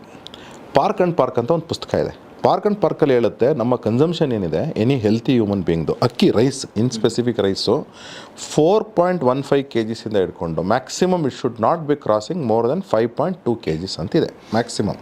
ಓಕೆ, 10 kg ಯಾಕ್ರಿ ಕೊಡ್ತಾ ಇದ್ದಾರೆ ಸಿದ್ದರಾಮಣ್ಣ, ಅಕ್ಕಿನ ಬೇಡ, ನೀವು 5 kg ಅಕ್ಕಿ ಕೊಡಿ ಪರ್ಸನ್ ಪರ್ ಮಂತು. ನೀವು ಮಿಕ್ಕಿರೋದನ್ನು ನೀವೇನಿದೆ ದವಸ ಧಾನ್ಯಗಳನ್ನ ಕೊಡಿ, ಗ್ರೈನ್ಸ್ ಕೊಡಿ, ಅಥವಾ ಬೇರೆ ರಾಗಿನೋ ಅಥವಾ ಏನೋ ಒಂದು ಕೊಡಿ, ಎಣ್ಣೆನೋ ಏನೋ ಒಂದು ಕೊಡಿ ಅಂತ. ನಾನು ಒಂದು ಖಾಸಗಿ ವಾಹಿನಿಯಲ್ಲಿ ನಮ್ಮ ಚಂದನ್ ಶರ್ಮಾ ಅವರು ಆ್ಯಂಕರ್ ಆಗಿದ್ದಂಥ ಸಂದರ್ಭ ಅದು. ಅವರು ಪುಸ್ತಕ ಓದ್ಕೊಂಬನ್ನಿ, ಪುಸ್ತಕ ತೆಗೆದುಕೊಂಡು ಬನ್ನಿ ಅಂತ ಹೇಳೋರು. ನಾನೇ ತೆಗೆದುಕೊಂಡು ಹೋದೆ. ಆವಾಗಲೂ ನಾವು ವಕ್ತಾರರಾಗಿದ್ವಿ, ಕ್ಲಿಯರಾಗಿ ಚರ್ಚೆ ಮಾಡಿದ್ವಿ, ಕ್ಲಿಯರಾಗಿ ಇರ್ರೆಸ್ಪೆಕ್ಟಿವ್ ಆಫ್ ಪಾರ್ಟಿ. ನೋಡಿ ಈ ಸಜೆಷನ್ ಇದೆ, ನೀವು ತೆಗೆದುಕೊಬೇಕು ಸಿದ್ದರಾಮಣ್ಣ ಅಂತ ಹೇಳಿ 2023 ಆಗಸ್ಟ್ ತಿಂಗಳಲ್ಲಿ ಚರ್ಚೆ ಮಾಡಿದ್ವಿ. ಓಕೆ, ಈಗ ಅಂದರೆ ಕಳೆದ 4 ತಿಂಗಳ ಹಿಂದೆ ನಾವು ಅಕ್ಕಿ ಕೊಡೋದಿಲ್ಲ, 5 kg ಅಕ್ಕಿ ಏನು ಮೋದಿಯವರು ಕೊಡ್ತೀರ ಅದು ಕೊಡ್ತೀವಿ, ಜೊತೆಗೆ ನಿಮಗೆ ಬೇರೆ ದವಸ್ಥಾನಗಳನ್ನ ಕೊಡ್ತಾ ಇದ್ದೀವಿ ಅಂತ ಅಂದ್ಬಿಟ್ಟು ಹೇಳಿದ್ರು. ನಾವು 7 ವರ್ಷ ಆಗಿತ್ತು, 3 ವರ್ಷ ನಮಗೆ ಕ್ರೆಡಿಟ್ ಬರುತ್ತೆ ಅಂತ ಮಾಡಿದ್ರೆ, ನಮ್ಗೆ ಕ್ರೆಡಿಟ್ ಬೇಡ ಸ್ವಾಮಿ, ನಾವು ಜನಗಳ ಸಮಸ್ಯೆಗಳನ್ನು ಬಗೆಹರಿಸಬೇಕಾಗಿದೆ. BJP 9 ವರ್ಷ ಸರ್ಕಾರ ಮಾಡಿದೆ, JDS ಜನತಾ ನೀವು ಇದಂತ ಅವರು ತುಂಬ ಕಮ್ಮಿ ಟೈಮ್ ಏನೂ ಅಲ್ಲ, 9 ವರ್ಷ ಕಮ್ಮಿ ಟೈಮ್ ಅಲ್ಲ. 60 ವರ್ಷ ಮಾಡಿರತಕ್ಕಂಥ ಕಾಂಗ್ರೆಸ್ಸು ಇದೆ, ಇಲ್ಲಿ 9 ವರ್ಷ ಮಾಡಿರತಕ್ಕಂಥ BJPನೂ ಇದೆ. ತತ್ಸುಮಾರು very close to around 10 years ಮಾಡಿರತಕ್ಕಂಥ, ಅಥವಾ ಜನತಾ ಪರಿವಾರ ಅಂತ ತೊಗೊಂಡ್ರೆ 16 ವರ್ಷ ಮಾಡಿದ್ದಾರೆ. ಇದೆಲ್ಲ ವಾಸ್ತವ. ನಾವು ಹೇಳೋದೇನು ಅಂತ ಹೇಳಿದ್ರೆ ಇದೆಲ್ಲ ಒಂದು ಕಡೆಗೆ, ಬಟ್ ಇಂಪಾರ್ಟೆಂಟಾಗಿ ಏನಾಗಬೇಕಾಗಿದೆ, ಒಂದು ದೇಶಕ್ಕೊಂದು ಕಮಿಟ್ಮೆಂಟ್ ಬೇಕಾಗಿದೆ. ಅದು ನಿಮಗೆ ಚುನಾಯಿತ ಪ್ರತಿನಿಧಿಗಳು, ಅಧಿಕಾರಿಗಳು, ಪ್ರತಿಯೊಬ್ಬರು ಬೇಕಾಗಿದೆ. ಎಲ್ಲರೂ ಸಹ ಹೌದಪ್ಪ ಈ ಸೊಲ್ಯೂಷನ್ಗೆ ಪರಿಹಾರ ಇದೆ. ಏನು ಪರಿಹಾರ? ನಾನು ಹೋಗಿ ಮಾತಾಡ್ತೀನಿ, ನಾನು ಹೋಗಿ ಅವ್ರನ್ನ ಸರ್ಕಾರದ ಸುಪ್ರೀಂ ಪವರ್ ಏನಿದೆ ಅದು ಉಪಯೋಗಿಸ್ತೀನಿ. ಇವಾಗ ಅಲ್ಟಿಮೇಟ್ ಪವರ್ ಇರುತ್ತೆ ಒಂದು ಸರ್ಕಾರಕ್ಕೆ, ಆ ಪವರ್ ನಾನು ಉಪಯೋಗಿಸ್ತೀನಿ. ಬಿಡದಿನಲ್ಲಿ ಯಾಕ್ರಿ ನೀವು ಅಲ್ಟಿಮೇಟ್ ಪವರ್ ಉಪಯೋಗಿಸ್ತಿದ್ದೀರಾ? ಈಗ ಫಾರ್ ಎಕ್ಸಾಂಪಲ್ ನಾನು ಈ ಆಕಾಶಿಕ್ ರೀಡಿಂಗ್ ಇನ್ವಾಲ್ವ್ ಆಗಿರೋ ಇನ್ನೊಂದು ಇಶ್ಯೂ ಸರ್, ಅದು ಬಿಡದಿ ಅನ್ನೋದು. ಆಕಾಶಿಕ್ ರೀಡಿಂಗ್ಸ್ ಬಗ್ಗೆ ನೋಡ್ತಿದ್ದೆ. ನೀವು ಎವ್ರಿ ಟೈಮ್ ನೀವು ಆಕಾಶಿಕ್ ರೀಡಿಂಗ್ ಮಾಡ್ಕೊಬಾರ್ದು. ಅವಶ್ಯಕತೆ ಇದ್ದಾಗ, ಅಂದರೆ ನಮ್ಮಲ್ಲೇ ಇರ್ತದೆ ಪವರು. ಆಕಾಶಿಕ್ ರೀಡಿಂಗ್ ಮಾಡ್ಕೊಳ್ಳೋಕೆ ಯಾವುದು ಗೊತ್ತಾಗಿಲ್ಲ. ಆಕಾಶಿಕ್ ರೀಡಿಂಗ್ ಅಂದರೆ ನಾನು ಕಂಡಿಡ್ಕೊಳ್ಳೋಕ್ಕೆ, ಓಕೆ, ನನ್ನ ಎಲ್ಲವನ್ನೂ ಸಹ ಪಾಸ್ಟ್ ಎಕ್ಸ್ಪೀರಿಯನ್ಸು ಮತ್ತು ಫ್ಯೂಚರ್ ಅನ್ನು ಕಂಡಿಡ್ಕೊಳ್ಳೋಕ್ಕೆ ನನ್ನಲ್ಲೇ ಒಂದು ಪವರ್ ಪ್ರತಿಯೊಬ್ಬರಲ್ಲೂ ಇದೆ. ಧ್ಯಾನದಲ್ಲಿ ಕೂತ್ಕೊಳ್ಳೋದು, ಮೆಡಿಟೇಷನಲ್ಲಿ ಕೂತ್ಕೊತೀವಿ. ಆಗ ನಾವು ಹಿಂದೆ ನಮ್ಮ ಪಾಸ್ಟು ನಮ್ಮ ಫ್ಯೂಚರ್ನ ನೋಡ್ಕೊಳ್ತಕ್ಕಂಥ ಶಕ್ತಿ ನಮ್ಮಲ್ಲಿ ಇರ್ತದೆ. ಪ್ರತಿ ದಿವಸನೂ ಮಾಡೋಕ್ಕಾಗ್ತದೆ? ನೀವು ಮಾಡೋಕ್ಕಾಗಲ್ಲ. ಯಾವಾಗೂ ಅವಕಾಶ ಇರುತ್ತೆ, ಆ ಟೈಮಲ್ಲಿ ಮಾಡಿ. ಅದೇ ರೀತಿಯೇ ಈ ಟೈಮ್ ಏನಿದೆ, ಇದು ಸರ್ಕಾರಕ್ಕೆ ಈ ಪಾಯಿಂಟ್ಸಲ್ಲಿ ಖಂಡಿತವಾಗಿ ಹೇಳ್ತಾ ಇದ್ದೀನಿ, ನೀವು ಆಲ್ಟರ್ನೇಟಿವ್ ರೋಡ್ ಹುಡ್ಕೊಂಡು ಹೋಗ್ಬೇಡಿ DK ಶಿವಕುಮಾರ್ ಸಾಹೇಬ್ರೆ. ನೀವು ನಿಮ್ಮ ಮನೆಯಿಂದ, ನೀವು ಏನು ಶಿವಾನಂದ ಸರ್ಕಲ್ ಇದೆ, ನಿಮ್ಮ ಮನೆಯಿಂದ ತೂಗಳತೆ ದೂರಲ್ಲಿದೆ. ಸಿದ್ದರಾಮಯ್ಯನವ್ರ ಮನೆಯೂ ಅಲ್ಲೇ ಇರೋದು. ನಿಮ್ಮ ಅನೇಕ ಜನ ಇವ್ರುಗಳಲ್ಲಿದ್ದೀರಾ. ನೀವು ಯಾಕೆ ಆ ಕಡೆ ರೋಡು ಈ ಕಡೆ ರೋಡ್ಗೆ ಹೋಗ್ತೀರಾ? ಈ ರೋಡಲ್ಲಿ ಒಂದು ದಿವಸ ಬಂದು ನೋಡಿ, ಆಯಿತಾ? ಸಮಸ್ಯೆ ನಿಮ್ಗೆ ಗೊತ್ತಾಗ್ತದೆ. ಅದೇ ರೀತಿಯೇ ಹಂಗಿದ್ರೆ ಅದು ತುಂಬಾ ಟೈಮಿಂದ ಇರೋ ಸಮಸ್ಯೆನೇ ಅದು. ಅಂದರೆ ಇವಾಗ ಹೌದು, ಅಲ್ಲ ಏನಂತ ಹೇಳಿದ್ರೆ ಇತ್ತೀಚೆಗೆ ಜಾಸ್ತಿ ಆಗ್ತಾ ಇದೆ ಅಲ್ಲಿ. ಏನಂದರೆ ನಂಬರ್ ಆಫ್ PCUs ಅಲ್ಲಿ ಒಂದು ಫ್ಲೈಓವರ್ ಬಂದಮೇಲೆ ಜನನೂ ಹೋಗ್ತಾ ಇದ್ದಾರಲ್ಲಿ. ಹೋದಾಗ ಅಲ್ಲಿ ಒಂದು ಬಿಲ್ಡಿಂಗಿಂದ ನಿಮಗೆ ಖಂಡಿತವಾಗ್ಲೂ ಎವಿಡೆಂಟ್ ಆಗಿದೆ ಸಮಸ್ಯೆ. ಆ ಬಿಲ್ಡಿಂಗ್ ಸಾಲ್ವ್ ಮಾಡ್ಬೋದು. ಹೌದು, ಸುಪ್ರೀಂ ಕೋರ್ಟಲ್ಲಿ ಕೇಸ್ ಇದೆಯಾ, ನೀವು ಹೇಳಿ, ಸುಪ್ರೀಂ ಕೋರ್ಟಲ್ಲಿ ಕೇಸ್ ವಿತ್ಡ್ರಾ ಮಾಡ್ಕೊಳ್ಳೋಣಪ್ಪ. ನೀವು ಪ್ರಾಬ್ಲಮ್ಸ್ನ ಸರ್ಕಾರದ ಸುಪ್ರೀಂ ಅಧಿಕಾರನ ಉಪಯೋಗಿಸೋಣ ಇಲ್ಲಿ ಅಂತ ಹೇಳ್ಬೇಕು. ಈ ಥರ ಸಣ್ಣ ಸಣ್ಣ ಸಮಸ್ಯೆಗಳು ನೋಡಿದಾಗ ಎಷ್ಟೋ ಸಾರಿ ಅಂದರೆ ಗೌರ್ಮೆಂಟ್ಗಳೆಲ್ಲ ಅಂದರೆ ಅಂದರೆ ಪಕ್ಷಗಳು ಇರ್ಬೋದು, ಒಟ್ಟಾಗಿ ಕೆಲಸ ಮಾಡಿದ್ರೆ ಎಲ್ಲ ಸರಿ ಹೋಗುವಂಥದ್ದು. ಖಂಡಿತವಾಗ್ಲೂ ಇಂಥದ್ರಲ್ಲಿ ನಾವು ಕೆಲಸ ಮಾಡಲೇಬೇಕು. ಕಮ್ಮಿ ಆಗಬೇಕು. ಈಗ ಫಾರ್ ಎಕ್ಸಾಂಪಲ್ ಟನೆಲ್ ರೋಡೇ ತೊಗೊಂಡ್ರೆ ಟ್ರಾಫಿಕ್ ಕಮ್ಮಿ ಮಾಡಬೇಕು ಅಂತ ಅವ್ರದ್ದು ಒಂದು ಅವರೇನೋ ಅಂದ್ಕೊಂಡಿದ್ದಾರೆ ಇದೆ. ಬಟ್ ಇಲ್ಲ, ಅದರಿಂದ ತುಂಬ ಕೆಲವರಿಗೆ ಮಾತ್ರ ಉಪಯೋಗ ಆಗುತ್ತೆ. ಅಷ್ಟೊಂದು ದುಡ್ಡು ಇನ್ವೆಸ್ಟ್ ಮಾಡಬೇಕಾ ಅದಕ್ಕೆ? ಬರೀ ಸದಾಶಿವನಗರದಲ್ಲಿ ಇರೋರು ಏರ್ಪೋರ್ಟಿಗೆ ಹೋಗೋಕ್ಕೆ ಅದರಿಂದ ಹೆಲ್ಪ್ ಆಗುತ್ತೆ. ಇದಕ್ಕೆ 1,100 ಕೋಟಿ ಇನ್ವೆಸ್ಟ್ ಮಾಡಬೇಕಾ? ಅಷ್ಟು ಇನ್ವೆಸ್ಟ್ ಮಾಡೋದಲ್ಲ ಅನ್ನೋ ಥರ ಇನ್ನೊಂದು ವಾದ ಇದೆ. ಸೊ ಒಂದೊಂದು ಪಕ್ಷ ಬಂದಾಗ ಒಂದೊಂದು ಯೋಜನೆಗಳು. ಟನಲ್ ರೋಡ್ ಯಾಕೆ ವಿರೋಧಿಸ್ತೀವಿ? ಇದೆ ಟನಲ್ ರೋಡ್ ಯಾಕೆ ವಿರೋಧಿಸ್ತೀವಿ? ನಾನು BJP ಹೋಗ್ತಾರ ಅನ್ನೋದಕ್ಕಿಂತ ಸೈಂಟಿಫಿಕ್ ಆಗಿ ಹೇಳ್ತಿದ್ದೇನೆ. ಏನಾಗ್ತದೆ ಅಂತ ಹೇಳಿದ್ರೆ, ನೀವು ಒಂದು ಪ್ಯಾಸೆಂಜರ್ ಕಾರ್ ಯೂನಿಟ್ಸ್ಗೆ ಲೆಕ್ಕ ಹಾಕಿರ್ತೀರ. ಎಷ್ಟು ಈಗ ಅವ್ರೇನು ಲೆಕ್ಕ ಹಾಕ್ತಿದ್ದಾರೆ? ನಾವು ತತ್ಸುಮಾರು 1,900 ಜನಕ್ಕೆ ಲೆಕ್ಕ ಹಾಕ್ತಿದ್ದೀವಿ. 1,900 PCU ಲೆಕ್ಕ ಹಾಕ್ತಿದ್ದೀವಿ. 5,000 PCU ಒಳಗೆ ಅಂತ ಹೇಳ್ತಿದ್ದೀರಾ. ಇವತ್ತು ನಂಬರ್ ಆಫ್ ಜನ ಸೌತ್ ಬೆಂಗಳೂರಿಂದ ಏರ್ಪೋರ್ಟ್ಗೆ ಹೋಗೋರು ಲೆಕ್ಕ ಹಾಕ್ಕೊಂಡ್ರೆ ನಿಮಗೆ by the time it completes that the same thing will go up to around 15,000 PCUs ಹೋಗುತ್ತೆ. ಸೊ ಆಗ ನಿಮ್ಗೆ ನಿಜವಾಗ್ಲೂ ಅದು ಸೊಲ್ಯೂಷನ್ ಅಲ್ಲ. ಅದು ನಿಮ್ಗೆ ಸೊಲ್ಯೂಷನ್, ಫಾರ್ ಎಕ್ಸಾಂಪಲ್ ಈಗ ವೈಟ್ಫೀಲ್ಡ್ ರೋಡ್ ಇದೆ. ವೈಟ್ಫೀಲ್ಡ್ ರೋಡಲ್ಲಿ ನೀವು ವಿಡ್ತ್ ಕಡಿಮೆ ಇದೆ. No, it's not about width at all. ನಮ್ಮಲ್ಲಿ ಇಂಡಿಯಾದಲ್ಲಿ ಏನಂದರೆ ನಂಬರ್ ಆಫ್ ವೆಹಿಕಲ್ಸ್ ಏನಿದೆಯಲ್ಲ, we have got variety of vehicles. For example ನಾವು ಪ್ರೋಗ್ರೆಸಿವ್ ಕಂಟ್ರೀಸ್ನಲ್ಲಿ ನೋಡಿದ್ರೆ PCUs ಅಂತ ಲೆಕ್ಕ ಹಾಕ್ತೀವಿ, ಪ್ಯಾಸೆಂಜರ್ ಕಾರ್ ಯೂನಿಟ್ಸ್ ಅಂತ ಲೆಕ್ಕ ಹಾಕ್ತೀವಿ. ಅದರಲ್ಲಿ ಒಂದು ಕಾರ್ಗೆ ಒಂದು ಸ್ಪೀಡ್ ಇರುತ್ತೆ. ಅದರಲ್ಲಿ ನೀವು ಫರಾರಿನ ಇಟ್ಕೊಳ್ಳಿ ಅಥವಾ ನೀವು ಮಾರುತಿ 800 ಇಟ್ಕೊಳ್ಳಿ. ಮಾರುತಿ 800ಗೆ ಸ್ಪೀಡ್ ಲಿಮಿಟ್ ಬಂದು 120. ಫರಾರಿಗೆ ಸ್ಟಾರ್ಟ್ ಆಗೋದೇ 120ಇಂದ ನಿಮಗೆ 200. ಅಲ್ಲಿ ನಂಬರ್ ಆಫ್ ವೆಹಿಕಲ್ಸು 10ಇಂದ 15 ಟೈಪ್ಸ್ ಇದೆ. ಇಲ್ಲಿ US ಇರ್ಬೋದು, ಯುರೋಪ್ ಇರ್ಬೋದು, ಅಥವಾ ಟೋಕಿಯೋ ಇರ್ಬೋದು. ಈ ಕಡೆ ನಮ್ಮ ಇಂಡಿಯಾದಲ್ಲಿ ಏನಿದೆ, ನಂಬರ್ ಆಫ್ ಪ್ಯಾಸೆಂಜರ್ ಅಂದರೆ ಈ vehicles type of vehicles we calculate is 150 types. ಸೈಕಲಿಂದ ಹಿಡ್ಕೊಂಡು, ಕಾಂಕ್ರೀಟ್ ಮಿಕ್ಸರಿಂದ ಹಿಡ್ಕೊಂಡು, ವಾಟರ್ ಟ್ಯಾಂಕರಿಂದ ಹಿಡ್ಕೊಂಡು, ಬಸ್ಸಿಂದ ಹಿಡ್ಕೊಂಡು, ನಿಮಗೆ ಟ್ರ್ಯಾಕ್ಟ್ರಿಂದ ಹಿಡ್ಕೊಂಡು, ಬುಲ್ಡೋಸರಿಂದ ಹಿಡ್ಕೊಂಡು ಎಲ್ಲನೂ ರೋಡ್ ಮೇಲೆ ಹೋಗ್ತಾವೆ. ಆಮೇಲೆ ನೀವು ಅಲ್ಲಿ ಏನು ಮಾಡಬೇಕಾಗಿ, ಆ್ಯಕ್ಚುಲಿ ಏನಾಗಬೇಕಾಗಿದೆ ಇವತ್ತು ಅಂದರೆ, ಟೈಪ್ ಆಫ್ ವೆಹಿಕಲ್ಸ್ನ ಕಡಿಮೆ ಮಾಡಿ P ಕಾರಲ್ಲಿ ಯಾವ್ದು ಬಿಡ್ತೀವಿ, ನಾನ್ P ಕಾರಲ್ಲಿ ಯಾವ್ದು ಬಿಡ್ತೀವಿ. P ಕಾರ್ ಅಂದ್ರೆ ನಾನ್ P ಕಾರ್. ವಾಟರ್ ಟ್ಯಾಂಕರ್ಸ್ಗೆ, ಕಾಂಕ್ರೀಟ್ ಮಿಕ್ಸರ್ಸ್ಗೆ P ಕಾರಲ್ಲಿ ಹಾಕಬೇಕು. ನನ್ನ ಸ್ಟ್ರೈಟ್ ಫಾರ್ವರ್ಡ್ ಪ್ರಶ್ನೆ. ನೀವು ಫಾರ್ ಎಕ್ಸಾಂಪಲ್ ವೈಟ್ಫೀಲ್ಡ್ ರೋಡ್ಗೆ ಹೋಗಿ, ನೀವು ಅಂದರೆ ನಾವು ಔಟರ್ ರಿಂಗ್ ರೋಡಿಂದ ಹೋಗ್ಬಿಟ್ಟು ನಮ್ಮ ಓಲ್ಡ್ ಏರ್ಪೋರ್ಟಿಂದ ನೀವು ವೈಟ್ಫೀಲ್ಡ್ ಕಡೆಗೆ ಹೋಗೋದು ಅಥವಾ ಇದಕ್ಕೆ ITPLಗೆ ಹೋಗ್ಬೇಕಾದ್ರೆ ಹೋಗಿ ನೋಡಿ. ವಾಟರ್ ಟ್ಯಾಂಕರ್ಸು ಮತ್ತು ಈ ವೆಹಿಕಲ್ ರಿಪೇರಿಯಾಗಿ ಒಂದು ಕರ್ಬ್ ಇಲ್ಲ, ಒಂದು ಪಾರ್ಕಿಂಗ್ ಇಲ್ಲ. ಅಷ್ಟೇ ಪ್ರಾಬ್ಲಮ್ಮು. ನೀವು ವೆಹಿಕಲ್ ನಾನು ರೋಡ್ ದೊಡ್ಡದು ಮಾಡಿಬಿಟ್ರೆ ಸಮಸ್ಯೆ ಬಗೆಹರಿತ? ಖಂಡಿತವೂ ಇಲ್ಲ. ವೆಹಿಕಲ್ ರಿಪೇರಿ ಆದರೆ ಒಂದು ನಿಲ್ಸೋಕ್ಕೆ ಒಂದು ಜಾಗ ಬೇಕು. ಜೊತೆಗೆ ವಾಟರ್ ಟ್ಯಾಂಕರ್ಸ್ನ ನಾನು ಬಿಡಲ್ಲಪ್ಪ, RMC ಪ್ಲ್ಯಾಂಟ್ನ ನಾನು ಇಷ್ಟೊತ್ತಿಂದ ಇಷ್ಟೊತ್ತರೆಗೂ ಮಾತ್ರ ಬಿಡ್ತೀವಿ. ಅಥವಾ ಬೇರೆ ವೆಹಿಕಲ್ಸ್ಗೆ ನೀವು ರಿಸ್ಟ್ರಿಕ್ಷನ್ ಹಾಕ್ತೀರಾ. RMC ವೆಹಿಕಲ್ಗೆ ಅವ್ನು ದುಡ್ಡು ಕೊಟ್ಟರೆ ಬಿಡ್ತೀರಾ, ಪೊಲೀಸವ್ರದ್ದು. ಇದು ನನ್ನ ಸರ್ಕಾರದ ಪ್ರಾಬ್ಲಮ್ ಅಲ್ಲ, ಇದು ವ್ಯವಸ್ಥೆ ಪ್ರಾಬ್ಲಮ್. ಜೊತೆಗೆ ನಿಮಗೆ ಇವ್ರ ಪ್ರಾಬ್ಲಮ್ ಯಾರು, ನಮ್ಮ ವಾಟರ್ ಟ್ಯಾಂಕರ್ಸ್ಗೆ ನೀವು ಹೇಳಿ, ನೀವು ಏನಪ್ಪ ನೋಡಪ್ಪ, ನೀನು ಆರ್ಡರ್ ಮಾಡ್ಕೊಳ್ತೀಯಾ 8 ಗಂಟೆ ಒಳಗಡೆ, ಇಲ್ಲ 8 ಗಂಟೆಯಿಂದ ಹಿಡ್ಕೊಂಡು P ಕಾರ್ ಸ್ಟಾರ್ಟ್ ಆದಾಗ 10:30ವರೆಗೂ 11 ಗಂಟೆವರೆಗೂ ಬಿಡಲ್ಲ, ಆಯಿತಾ? ಏನಾದರೂ ಆಗಲಿ, ಆಯಿತಾ? ಅವ್ನು ಸ್ನಾನ ಮಾಡ್ಕೊತಾನೋ ಬಿಡ್ತಾನೋ ನಂಗೆ ಗೊತ್ತಿಲ್ಲ, ಬಿಡಲ್ಲ ಅಂಥೇಳಿ. ಖಂಡಿತವಾಗ್ಲೂ ಹೇಳ್ತಾ ಇದ್ದೀನಿ, ಅರ್ಧ ಪ್ರಾಬ್ಲಮ್ಮು ನಿಮಗೆ ಸಾಲ್ವ್ ಆಗಿಬಿಡುತ್ತೆ. ಆಮೇಲೆ ಪ್ರತಿ ಜಂಕ್ಷನಲ್ಲೂ ನೀವು ಈಗ U-ಟರ್ನ್ ಇರುತ್ತೆ ಮುಂದೆ, ನೀವೇನು ಮಾಡ್ತೀರಾ, ಅಲ್ಲೇ ಬಿಡ್ತೀರಾ. ಅಲ್ಲೇ ಒಂದು ರೈಟ್ ಟರ್ನು, ಅಲ್ಲೇ ಒಂದು ಲೆಫ್ಟ್ ಟರ್ನ್ ಕೊಡ್ತೀರಾ. ಬೇಡ, ಮುಂದೆ ಒಂದು U-ಟರ್ನ್ ಇದೆ. ಟ್ರಾಫಿಕ್ ಮ್ಯಾನೇಜ್ಮೆಂಟ್ ಅನ್ನೋದು ಅಂದರೆ ಅದು it is not become A topic at all. ನಮ್ಮಲ್ಲಿ ಅನ್ಫಾರ್ಚುನೇಟ್ ಏನು ಅಂದರೆ, ನಾನು ಮೊನ್ನೆ ಯಾರಿಗೂ ಹೇಳ್ತಿದ್ದೆ, ಎಷ್ಟು ಜನ ಡೈರೆಕ್ಟರ್ಸ್ ಇದ್ದಾರೆ? 4 ಜನ DTCPL ಡೈರೆಕ್ಟರ್ಸ್ ಇದ್ದಾರೆ. 4 ಅಲ್ಲ, 3 ಜನ ಇದ್ದಾರೆ. ಇನ್ನು 2 ಕಡೆ ಆಗಲೇಬೇಕು. ಟ್ರಾಫಿಕ್ಗೆ ಯಾರಾದರೂ ಇದ್ದಾರಾ? ನಿಮಗೆ ಟ್ರಾಫಿಕ್ ಸೊಲ್ಯೂಷನ್ ಕೊಡೋಕ್ಕೆ ಯಾರೂ ಇಲ್ಲ, ಒಬ್ಬರೂ ಇಲ್ಲ. ನಿಮಗೆ ಪೊಲೀಸವ್ರ ಕೈಯಲ್ಲಿ ಆಗುತ್ತಾ ಟ್ರಾಫಿಕ್ ಸೊಲ್ಯೂಷನ್ ಕೊಡೋಕ್ಕೆ? ಕೆಲಸ ಮಾಡಿರ್ತೀರ, ನಾನೇನು ಇಲ್ಲ ಅನ್ನಲ್ಲ. ನಿಮಗೆ ಅನುಭವದ ಮೇಲೆ ಟೆಕ್ನಿಕಲ್ ಎರಡೂ ಇಂಪಾರ್ಟೆಂಟ್ ತಾನೇ. ಒಂದು 4-5 ಟರ್ಮಿನಾಲಜಿ ಕಲ್ತ್ಬಿಟ್ಟು ನೀವು ಮಾಡೋಕ್ಕಾಗಲ್ಲ. ಯಾವುದೋ ಒಂದು ಗೌರ್ಮೆಂಟು 2 ವರ್ಷದಲ್ಲ 3 ವರ್ಷದಲ್ಲ ಮುಗಿಸೋವಂಥದ್ದಲ್ಲ. ಅಂದರೆ ತುಂಬ ಲಾಂಗ್ ಪ್ರೊಸೆಸ್, ನಿರಂತರ ಪ್ರಾಬ್ಲಮ್. ಅದೇ ಅಂದರೆ ನಿರಂತರ ಪ್ರಾಬ್ಲಮ್ ಇದೆ, ತುಂಬ ಟೈಮು ಬೇಕು. ಯಾಕಂದರೆ ಜನನೂ ಅದಕ್ಕೆ ಅಡ್ಜಸ್ಟ್ ಆಗಬೇಕು, ಗೌರ್ಮೆಂಟು ಕೆಲಸ ಮಾಡಬೇಕು, ಆಮೇಲೆ ಅಧಿಕಾರಿಗಳು ಕೂಡ ಅದೇ ಥರ ಕೆಲಸ ಮಾಡಬೇಕಲ್ವಾ. ಸೊ ಲಾಂಗ್ ಟರ್ಮಿಂದ ಬಂದಿರೋ ಇನ್ನೊಂದು ಇಶ್ಯೂ ಇವಾಗ ತುಂಬ ಮಾತಾಡ್ತಾ ಇರೋದು ಬಿಡದಿ ಟೌನ್ಶಿಪ್ ವಿಷಯ. ಸೊ ಇದು ಎಲ್ಲಿ ಹೋಗಿ ನಿಲ್ಲುತ್ತೆ, ಏನಾಗುತ್ತೆ ಅಂತ ಅನಿಸುತ್ತೆ ನಮಗೆ. ಯಾಕಂದರೆ ಇವಾಗ ಅಂದರೆ ಹೈಕೋರ್ಟಲ್ಲಿ PIL ಹಾಕಿದ್ರು ಅದು ವಜಾ ಆಗಿದೆ. ಸೊ ಆಲ್ಮೋಸ್ಟ್ ಇವಾಗ ಒಂದು 9 ಕಂದಾಯ ಗ್ರಾಮದಲ್ಲಿ ಒಂದು 7 ಗ್ರಾಮಕ್ಕೆ ಆಲ್ಮೋಸ್ಟ್ ಇವರು ನೋಟಿಫಿಕೇಶನು ಮಾಡಿದ್ದಾರೆ. ಒಂದಷ್ಟು ಜನಕ್ಕೆ ಪರಿಹಾರನೂ ಕೊಟ್ಟಿದ್ದಾರೆ ಇವಾಗ. ಅಂದರೆ ತುಂಬ ಮುಂದಕ್ಕೆ ಆಗಿದೆ ಇವಾಗ ಕಾಂಗ್ರೆಸ್ ಗೌರ್ಮೆಂಟು. ಬಟ್ ಇದು ತುಂಬ ಹಿಂದೆ ಶುರುವಾಗಿದ್ದು ಈ ವಿವಾದಗಳು ನಡೀತಾ ಇದೆ. ಸೊ ಇದಕ್ಕೆ ಏನೋ ಒಂದು ಸೊಲ್ಯೂಷನ್ ಬೇಕಲ್ಲ. ಅಂದರೆ ಇದು ಆಗ್ತಾ ಇರೋದು ಸರಿ ಇದೆ ಅಂತ ಅನ್ಸುತ್ತೆ ನಮಗೆ, ಅಥವಾ ಇದೇನಾದರೂ ಪರಿಷ್ಕರಣೆ ಆಗಬೇಕು ಅಂತ ಅನ್ಸುತ್ತಾ? ಏನು ನಿಮ್ಮ ತಲೆ? ನನಗೆ ಬೇಡ, ನನಗೆ ನನ್ನ ಸ್ಮಾರಕ ಇಷ್ಟ ಇಲ್ಲ. ನನ್ನ ಜಮೀನು ಯಾಕೆ ಬಂದು ತೊಗೊತೀರ ನೀವು? ನಾನು ಒಬ್ಬ ರೈತನಾಗಿ ಮಾತಾಡ್ತೀನಿ. ಒಂದು ಎರಡನೇದು ಟೆಕ್ನಿಕಲಾಗಿ ಮಾತಾಡೋಣ. ಈಗ ಮಾಸ್ಟರ್ ಪ್ಲಾನೇ ಮಾಡಿದೆ, ನೀವು ಅಕ್ವಿಸಿಷನ್ ನೋಟಿಫಿಕೇಶನ್ ಹೆಂಗೆ ಕೊಡ್ತೀರಾ ನೀವು? ನನ್ನ ಡೈರೆಕ್ಟ್ ಪ್ರಶ್ನೆ. DPR ಆಗದೆ DPR ಅಲ್ಲ, ಮಾಸ್ಟರ್ ಪ್ಲಾನ್ ಆಗಬೇಕು. ನೀವು ಲ್ಯಾಂಡ್ ಯೂಸ್ನ ಸರಿಯಾಗಿ ಡಿಟರ್ಮೈನ್ ಮಾಡಿ, ಇಂತಿಂಥ ಪ್ರಪೋಸಲ್ಸ್ನ ಇಂತಿಂಥ ಕಡೆ ತೊಗೊಂಬರ್ತಾ ಇದ್ದೀವಿ, ಇದು ರೆಸಿಡೆನ್ಷಿಯಲ್ಲು, ಇದು ಕಮರ್ಷಿಯಲ್ಲು, ಇದು ಇಂಡಸ್ಟ್ರಿಯಲ್ಲು, ಅಂದರೆ ವಾಟ್ ಎವರ್ ನೀವು ವರ್ಕ್ ಪ್ಲೇ ಲೀವ್ ಅಂತ ಮಾಡಲ್ ಅಂತ ಮಾಡ್ತೀರಾ. ಏನಂತ ನೀವು ಡಿಫೈನ್ ಮಾಡಿದೆ, ಮಾಸ್ಟರ್ ಪ್ಲಾನೇ ಮಾಡಿದೆ, ನೀವು ನೋಟಿಫಿಕೇಶನ್ ಮಾಡಿದ್ದೀರಾ. 4(1) ಮಾಡೋಕ್ಕೆ ಬರುತ್ತಾ?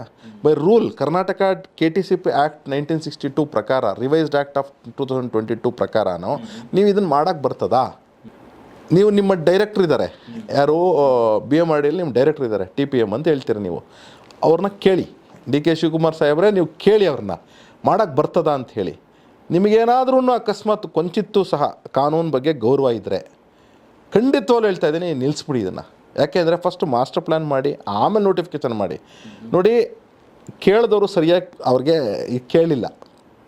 ಕೋರ್ಟಲ್ಲಿ ನಿಮಗೆ ಬೇಕಾಗಿದ್ದಂತಾನೆ, ನಿಮಗೆ ನಿಮ್ಮ ತಾಯಿ ಹತ್ರ ಏನು ಕೇಳ್ಬೇಕು? ನೀವು ಬೇಕಾಗಿರೋದು ಇವತ್ತು ಅನ್ನ ಸಾಂಬಾರು. ನೀವು ಅದೇ ಬಿಟ್ಬಿಟ್ಟು ಊಟ ಕೊಡು ಅಂದರೆ ತಾಯಿ ಏನು ಮಾಡ್ತಾರೆ? ಊಟ ಮೀನ್ಸ್ ಏನು ಬೇಕಾದ್ರೂ ಆಗ್ಬೋದಲ್ಲ, ನಿಮಗೆ ಬೇಡದೇ ಇರೋದು ಕೊಡ್ಬೋದಲ್ಲ ತಾಯಿ. ಅದೇ ರೀತಿ ಪ್ಲೀನ್ ಕೇಳಬೇಕಾದ್ರೆ ಯಾರೋ ಹೋಗ್ಬಿಟ್ಟು ಸರಿಯಾಗಿ ಕೇಳಿಲ್ಲ, ಅದಕ್ಕೆ PIL ಬಿದ್ದೋಗಿದೆ. ಆ್ಯಕ್ಚುಲಿ ಪ್ಲೀನ್ ಏನಾದರೂ ಹಾಕಬೇಕು ಅಂದರೆ ಯಾರಿಗಾದ್ರೂ ನನ್ನ ಪರವಾಗಿ ನಾನು ಸಜೆಷನ್ ಹೇಳ್ತಾ ಇದ್ದೀನಿ, ಪ್ಲ್ಯಾನರ್ ಆಗಿ ನೀವು ಕೇಳಬೇಕಾದ್ರೆ ಮಾಸ್ಟರ್ ಪ್ಲ್ಯಾನ್ ಆಗದೆ ನೀವು ನೋಟಿಫಿಕೇಷನ್ 4(1) ನೋಟಿಫಿಕೇಷನ್ ಮಾಡೋಕ್ಕಾಗುತ್ತಾ? ಖಂಡಿತವಾಗ್ಲೂ ಆಗಲ್ಲ. By rules KTCP act 1962 rule points ಇವಾಗ ನನ್ನ ಹತ್ರ ಇಲ್ಲ ಈಗ, ಬಟ್ ಬರ್ಕೊಂಡಿದ್ದೀವಿ. ಖಂಡಿತವಾಗ್ಲೂ ಆಗಲ್ಲ. ಇದನ್ನು ದಯವಿಟ್ಟು ಗಮನಿಸಿ.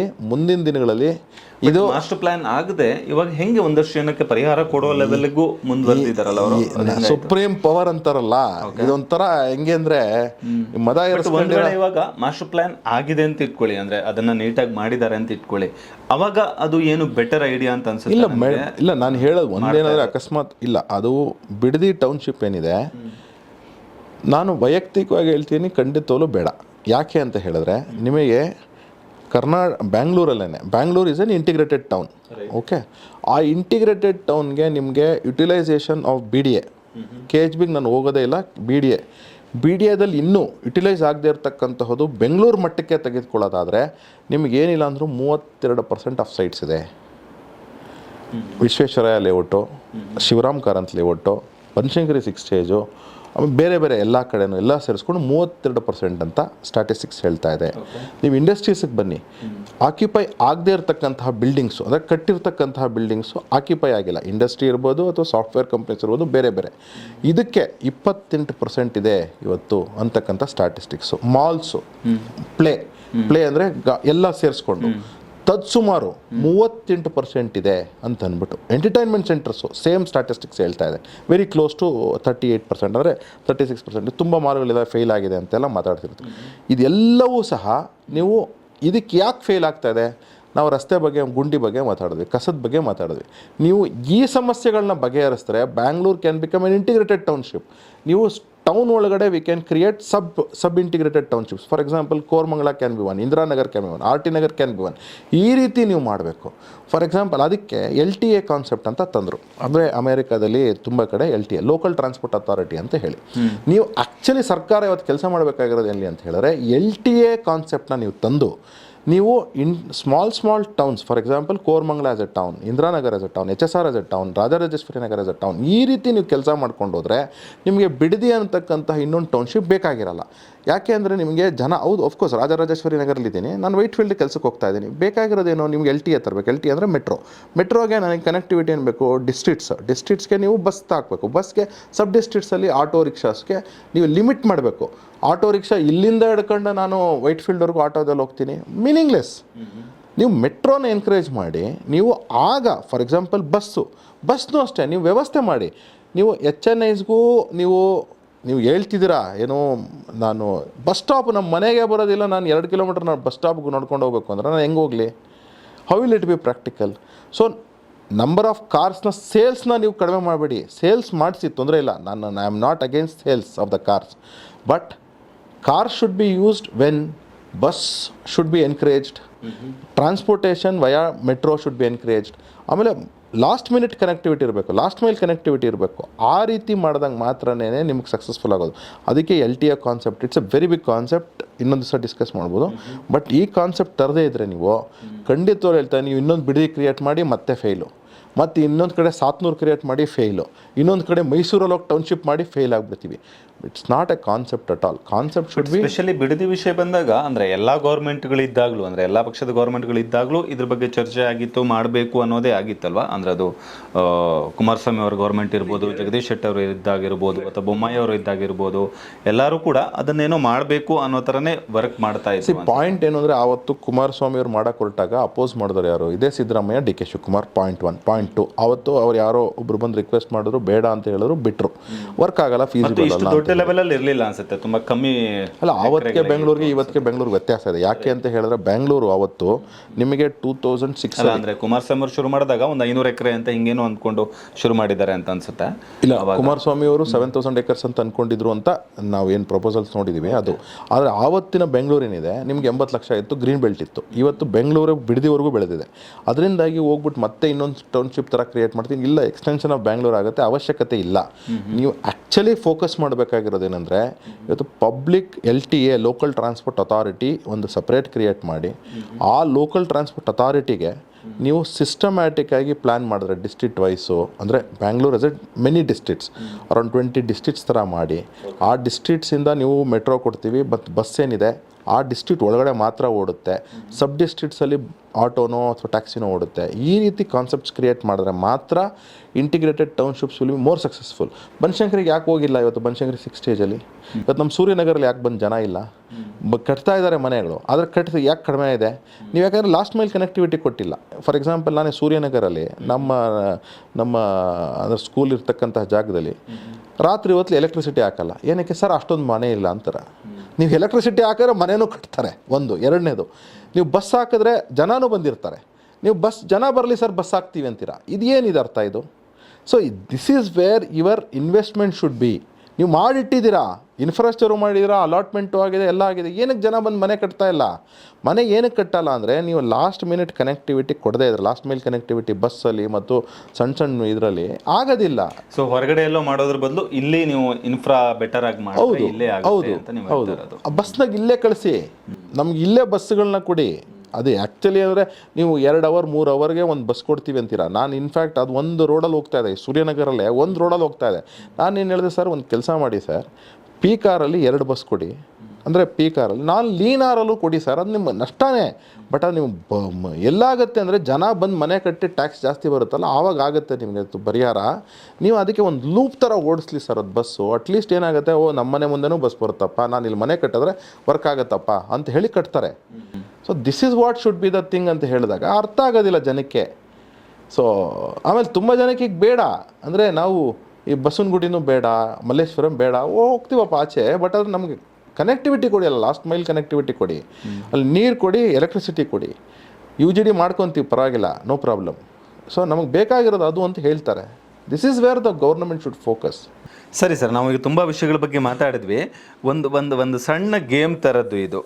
ಅಂದರೆ ನಾನು ಒಂದಷ್ಟು ವ್ಯಕ್ತಿ ಅಥವಾ ಜಾಗಗಳ ಹೆಸರು ಹೇಳ್ತೀನಿ, ಅದನ್ನು ನೀವು 1 ಅಥವಾ 2 ಶಬ್ದಗಳಲ್ಲಿ ಡಿಸ್ಕ್ರೈಬ್ ಮಾಡಬೇಕು. ಸುಮ್ಮನೆ ಒಂದು ರಿಲ್ಯಾಕ್ಸಿಂಗ್ ಆಗಿ ಅಷ್ಟೇ. ಸೊ 1-2 ಶಬ್ದಗಳಲ್ಲಿ ನೀವು ಅವ್ರ ಬಗ್ಗೆ ಡಿಸ್ಕ್ರೈಬ್ ಮಾಡಬೇಕು ಅಂತಿರೋದು. ಸೊ ನಾನು ಹೆಸರುಗಳನ್ನು ಹೇಳ್ತಾ ಹೋಗ್ತೀನಿ. ಫಸ್ಟ್ ಹೆಸರು ಅಟಲ್ ಬಿಹಾರಿ ವಾಜಪೇಯಿ.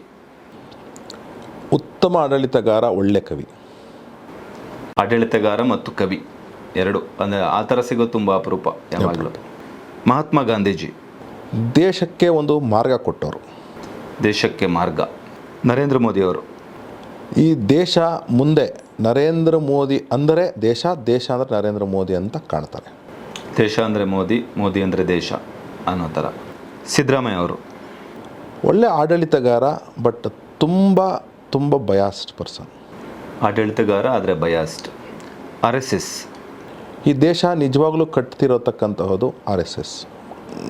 ಭಾರತದ ಗತವೈಭವ ಅಂತ ಹೇಳಿದ್ರೆ RSS. ಯೋಗಿ ಆದಿತ್ಯನಾಥ್ ಭಾರತದ ಮುಂದಿನ ಫ್ಯೂಚರ್.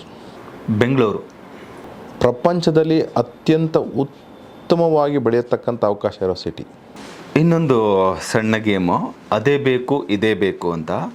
ಇದರಲ್ಲಿ 2 ಆಪ್ಷನ್ ಕೊಡ್ತೀನಿ. ಆ 2 ಆಪ್ಷನಲ್ಲಿ ಯಾವುದಾದ್ರೂ ಒಂದು ಸೆಲೆಕ್ಟ್ ಮಾಡಬೇಕು ನೀವು. ಅಂದರೆ 2ರಲ್ಲಿ ಒಂದು ಸೆಲೆಕ್ಟ್ ಮಾಡಲೇಬೇಕು ಅನ್ನೋ ಪರಿಸ್ಥಿತಿ ಬಂದರೆ ಯಾವುದನ್ನು ನೀವು ಸೆಲೆಕ್ಟ್ ಮಾಡ್ತೀರಾ ಅನ್ನೋ ಥರದ್ದು. ಅಂದರೆ ಅದು ನಿಮ್ಮ ಪರ್ಸನಲ್ ಲೈಫು ಇರ್ಬೋದು. ರಾಜಕೀಯ ಅಥವಾ ಶಿಕ್ಷಣ ಕ್ಷೇತ್ರ, 2ರಲ್ಲಿ ಒಂದು ಸೆಲೆಕ್ಟ್ ಮಾಡಬೇಕು ಅಂದರೆ ಯಾವುದು ಸೆಲೆಕ್ಟ್ ಮಾಡ್ತೀರಾ? ಆಪ್ಷನ್ ಒಂದೇ ಇರೋದು. ಶಿಕ್ಷಣ. BJP ಅಥವಾ ಸಂಘ ಪರಿವಾರ? ಸದ್ಯಕ್ಕೆ BJP. BJP ರಾಷ್ಟ್ರೀಯ ವಕ್ತಾರ ಅಥವಾ ಕರ್ನಾಟಕದಲ್ಲಿ MLA? ಕರ್ನಾಟಕದಲ್ಲಿ MLA. ಪ್ರಾದೇಶಿಕ ಪಕ್ಷ ಅಥವಾ ರಾಷ್ಟ್ರೀಯ ಪಕ್ಷ? ರಾಷ್ಟ್ರೀಯ ಪಕ್ಷ. ಅಂದರೆ ರಾಷ್ಟ್ರೀಯ ಪಕ್ಷ ಇದ್ದಾಗಲೇ ಬೆಟರು ಅಂತ ನಿಮ್ಗೆ ಅನ್ಸೋದು. ಸರ್, 2028ರಲ್ಲಿ ಇನ್ನು ಚುನಾವಣೆ ಬರ್ತಾ ಇದೆ.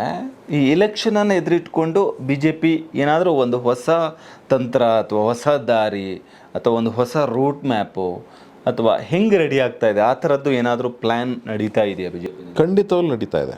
ಒಂದು ಸ್ಟ್ರಾಟಜಿ ವರ್ಕೌಟ್ ಆಗ್ತಾ ಇದೆ. ಓಕೆ. ನಮ್ಮ ಮುಂದಿನ ಚುನಾವಣೆ 2028ಕ್ಕೆ ಹೇಗೆ ಫೇಸ್ ಮಾಡಬೇಕು ಅನ್ನೋದ್ರ ಬಗ್ಗೆ ಒಂದು ಸುದೀರ್ಘವಾದಂತಹ ಆಲೋಚನೆಗಳಾಗ್ತಾ ಇದೆ. ಖಂಡಿತವಾಗ್ಲೂ ಮುಂದಿನ ದಿನಗಳಲ್ಲಿ ಅದು ಕಾರ್ಯಗತ ಆಗುತ್ತೆ. ಅಂದರೆ BJPನಲ್ಲಿ ಅಂದರೆ ಈಗ 2003ರಲ್ಲಿ ಯಡಿಯೂರಪ್ಪ ಅವರು ಬಿಟ್ಟು KJP ಪಕ್ಷ ಸ್ಥಾಪನೆ 2013 2013ರಲ್ಲಿ ಯಡಿಯೂರಪ್ಪ ಅವರು KJP ಪಕ್ಷ ಸ್ಥಾಪನೆ ಮಾಡ್ತಾರೆ. ಅದಾದಮೇಲೆ BJP ಒಂದು ಸೋಲೋ ಪರಿಸ್ಥಿತಿ ಬರುತ್ತೆ. ಅದಾದಮೇಲೆ 2021ರಲ್ಲಿ ಅಂದರೆ 2019ರಲ್ಲಿ BJP ಅಧಿಕಾರಕ್ಕೆ ಬರುತ್ತೆ. 2021ರಲ್ಲಿ ಅವರು ರಾಜೀನಾಮೆ ಕೊಡೋ ಥರ ಆಗುತ್ತೆ. ಆಮೇಲೆ ಬಸವರಾಜ ಬೊಮ್ಮಾಯಿ ಅವರು ಮುಖ್ಯಮಂತ್ರಿ ಆಗ್ತಾರೆ. ಅದಾದಮೇಲೂ BJP ಸೋಲೋ ಥರ ಆಗುತ್ತೆ. ಅಂದರೆ 23ರಲ್ಲಿ ಮತ್ತೆ ಸಿದ್ದರಾಮಯ್ಯ ಅವರು ಮುಖ್ಯಮಂತ್ರಿ ಆಗ್ತಾರೆ. ಪ್ರತಿ ಸಾರಿ ಅಂದರೆ ಯಡಿಯೂರಪ್ಪ ಅವರು KJP ಪಕ್ಷ ಸ್ಥಾಪನೆ ಮಾಡಿದಾಗ ಅಥವಾ ಮುಖ್ಯಮಂತ್ರಿ ಆಗಿದ್ದ ಯಡಿಯೂರಪ್ಪ ಅವರನ್ನು ಬಿಟ್ಟು ಇನ್ನೊಬ್ಬರು ಮುಖ್ಯಮಂತ್ರಿ ಆದಾಗ ಎರಡೂ ಕಡೆ ಕೂಡ BJP ಒಂಥರ ಸೋತಿದೆ. ಸೊ ಯಡಿಯೂರಪ್ಪ ಬಿಟ್ಟರೆ ಅಂದರೆ 2008ರಲ್ಲಿ ಫಸ್ಟ್ ಟೈಮ್ ಮಾಡಿದಾಗಲೂ ಅವರೇ ಆಗಿರೋದು. ಇವಾಗ ಒಂಥರ ಸ್ವಲ್ಪ ನಿವೃತ್ತಿಯ ಅಂಚಲ್ಲಿ ಇದ್ದಾರೆ ಅವರು, ಯಡಿಯೂರಪ್ಪ ಅವರು. ಸೊ ಯಡಿಯೂರಪ್ಪ ಇಲ್ಲೇ BJP ನೆಕ್ಸ್ಟ್ ಎಲೆಕ್ಷನನ್ನು ಸ್ಟ್ರಾಂಗ್ ಆಗಿ ಫೇಸ್ ಮಾಡತ್ತೆ ಅಂತ ಅನಿಸುತ್ತಾ, ಅಥವಾ ಮುಂದೆ ಮುಖ್ಯಮಂತ್ರಿ ಅನೌನ್ಸ್ ಮಾಡೋ ಏನಾದರೂ ಪ್ಲ್ಯಾನ್ ಇದೆಯಾ? ಇಲ್ಲ, ಖಂಡಿತವಾಗ್ಲೂ ನಾವು ಒಂದು ಯಡಿಯೂರಪ್ಪ ಅವರು ನಮ್ಮ ಪಕ್ಷದ ಸ್ಟಾಲ್ವರ್ಟ್ ಲೀಡರು, ಅದರಲ್ಲಿ ಯಾವುದೇ ರೀತಿ ಡೌಟ್ ಇಲ್ಲ. ಅವರು ಪಕ್ಷವನ್ನು ಅಂದರೆ ತುಂಬ ಇದರಿಂದ ಸಣ್ಣ ಮಟ್ಟದಿಂದ ಕಟ್ಕೊಂಬಂದಿದ್ದಾರೆ. ಅವ್ರಿಗೆ ಏನೇನು ರೆಸ್ಪೆಕ್ಟ್ ಕೊಡಬೇಕು ಖಂಡಿತವಾಗ್ಲೂ ಸಹ BJPಯ ಪ್ರತಿಯೊಬ್ಬ ಕಾರ್ಯಕರ್ತರದ್ದು ಜವಾಬ್ದಾರಿ ಅದು ಕೊಡಲೇಬೇಕದು. ಅದರಲ್ಲಿ ಯಾವುದೇ ರೀತಿ ಸೆಕೆಂಡ್ ಥಾಟು ಇಲ್ಲ, ಸಂಕುಚಿತ ಮನೋಭಾವಗಳು ಇರಬಾರ್ದು, ಯಾರಿಗೂ ಇರಬಾರ್ದು. ಈಗ ಮುಂದೆ 2028 ಚುನಾವಣೆಯಲ್ಲಿ ಯಡಿಯೂರಪ್ಪ ಜಿ ನಮ್ಮ ಹಿರಿಯ ನಾಯಕರು, ಹೌದು, ಮುಖ್ಯಮಂತ್ರಿ ಫೇಸ್ ಅಲ್ಲ. ನಮ್ಮ ಇವತ್ತು ಸಾಮೂಹಿಕ ಫೇಸ್ನಲ್ಲಿ ನಾವು ಚುನಾವಣೆಗೆ ಹೋಗ್ತಕ್ಕಂಥದ್ದು ಪ್ರತಿ ಬಾರಿ. ಹೌದು, ಯಡಿಯೂರಪ್ಪ ಅವರು ಇದ್ದಂಥ ಕಾಲದಲ್ಲೇ ಬೇರೆ ವಿಚಾರಗಳು. ಆದರೆ ಈಗ ಮುಂದೆ ಏನು ರಾಷ್ಟ್ರೀಯ ನಾಯಕರು ನಿರ್ಧಾರ ಮಾಡ್ತಾರೋ ಆ ರೀತಿಯೇ ಆಗ್ತದೆ. ಆದರೆ ಇವತ್ತು ಪಕ್ಷ ಬಲವರ್ಧನೆಯೂ ಆಗಿದೆ, ನಾಯಕರುಗಳು ನಮ್ಮಲ್ಲಿ ಅಷ್ಟೇ ಜನ ಇದ್ದಾರೆ, ಮತ್ತು ಸಮರ್ಥ ನಾಯಕರುಗಳು ಸಹ ಅಷ್ಟೇ ಜನ ಇದ್ದಾರೆ. ಖಂಡಿತವಾಗಲೂ ಸಹ ಕರ್ನಾಟಕದ ರಾಜ್ಯದ ಇತಿಹಾಸ ತೆಗೆದುಕೊಂಡ್ರೆ, ಕರ್ನಾಟಕ ರಾಜ್ಯದಲ್ಲಿ ನಾವು ತುಂಬ ವಿಶ್ಲೇಷಣಾತ್ಮಕವಾಗಿ ಮಾತಾಡಿದ್ರೂ ಸಹ ಯಾವ ಸರ್ಕಾರಗಳು ರಿಪೀಟ್ ಆಗಿಲ್ಲ.